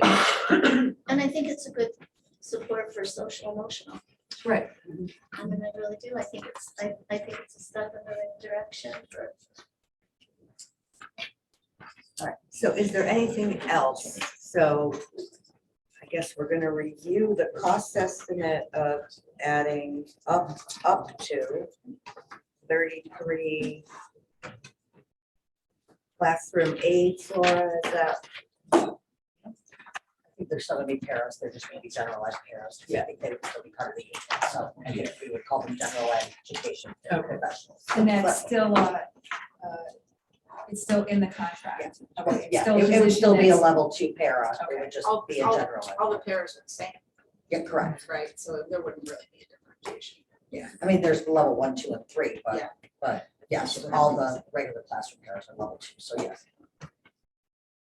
So is there any other requests? So it would be, I'm sorry, up to 33 classroom paras and the benefit cost to that. Again, assuming it doesn't have to be 33, whatever. No, I I'm said content- up to 30. Yeah, I'm content with whatever the administration feels They is need to suitable look number. at that. It's 33 if you eliminate all the coaches. That's Right, what she that's said. what That was the number. That's where the Yeah, number so came it's from, not- because I was we're not- trying to So not it's add. the dollar Right. amount, however many it takes for the dollar amount. which Can we includes steal from the coaches and get more parents? Well, if That's we're just No, adding. no, now we're just just adding, adding. so They would the go from dollar amount doesn't have to be. it's a budget. But This can we parts also are talk to existing, they would principals go of the from. Right, primary Um, buildings and yeah. say, what do do you you need? just need them in kindergarten and Right. first, or do you need them in And that's, I K1? was writing You those may not notes need too, them in Kathy, third. absolutely, I mean, 'cause- yeah, right. Kathy just asked me part-time, we can't do part-time. we do part-time, we can't. Yeah, they just, that's a no with the contract. So the other thing I would like to consider though, if we're considering this, is considering staggered hours so that we have better coverage in the morning for bus entry Yeah. and walker entry and at They the do end that. of the day. That's, yeah. So, maybe the teacher doesn't have that person for a half an hour, but if we can stagger it. so And I'm that- sure they'll be happy for whatever amount of time. Okay, so I just want to make sure we're all clear. So we're only looking at this for K3, or are you looking at this K5? Whatever you. Yeah. I'm K1, honestly K1, two, maybe three, some yeah. twos, but I mean, Just to kind of check it out. But do we We'll- need to we'll even talk- look at it for the middle school based on what Brian brought forward in terms of the, when kids are getting to the school and the staff that they have to kind of help? They're all different. I don't know. It's just something to throw out, not to debate right now. I mean, because the other big thing that we always have to consider is these positions are very hard to fill. Yeah, So especially for middle school. it's, yeah. Middle school, it's hard.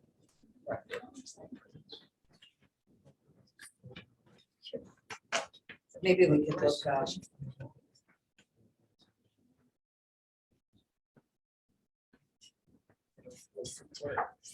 for something different. Can we just To say help cover the support? morning and the afternoon. Can we just say support paras and then put them where they're needed? I wouldn't say support, because that sounds like special ed. Well, So I think general whatever, education. general education paras, and if they need them at the middle school, they're at the middle school, if they need them at wherever they need them. I think our elementary. Yeah, we don't have to outline the location, I don't think in the budget, we can just determine how many we need. How many are needed for the You know, district, then district-wide? we can all make decisions. Does that make sense, or does this need to be? Nope, they can be district-wide. I think they understand. Okay. Yeah. So does anyone have any other requests they would like to see? I'm just asking. No. I think that's good. No? Okay.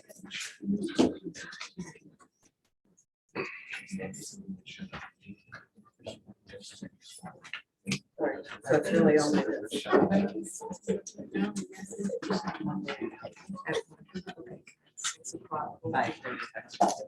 this is the only item.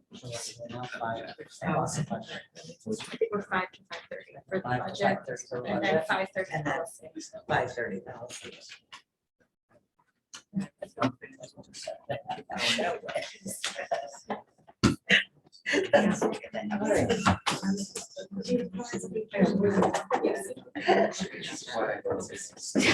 Just using the. I'd like to entertain a motion to go into executive session, inviting in Mr. Barlow, and Ms. Slabonsky. So moved. I'm sorry, to discuss a security grant. So moved. All those in favor? Sue and Jerry. Okay, 8:30.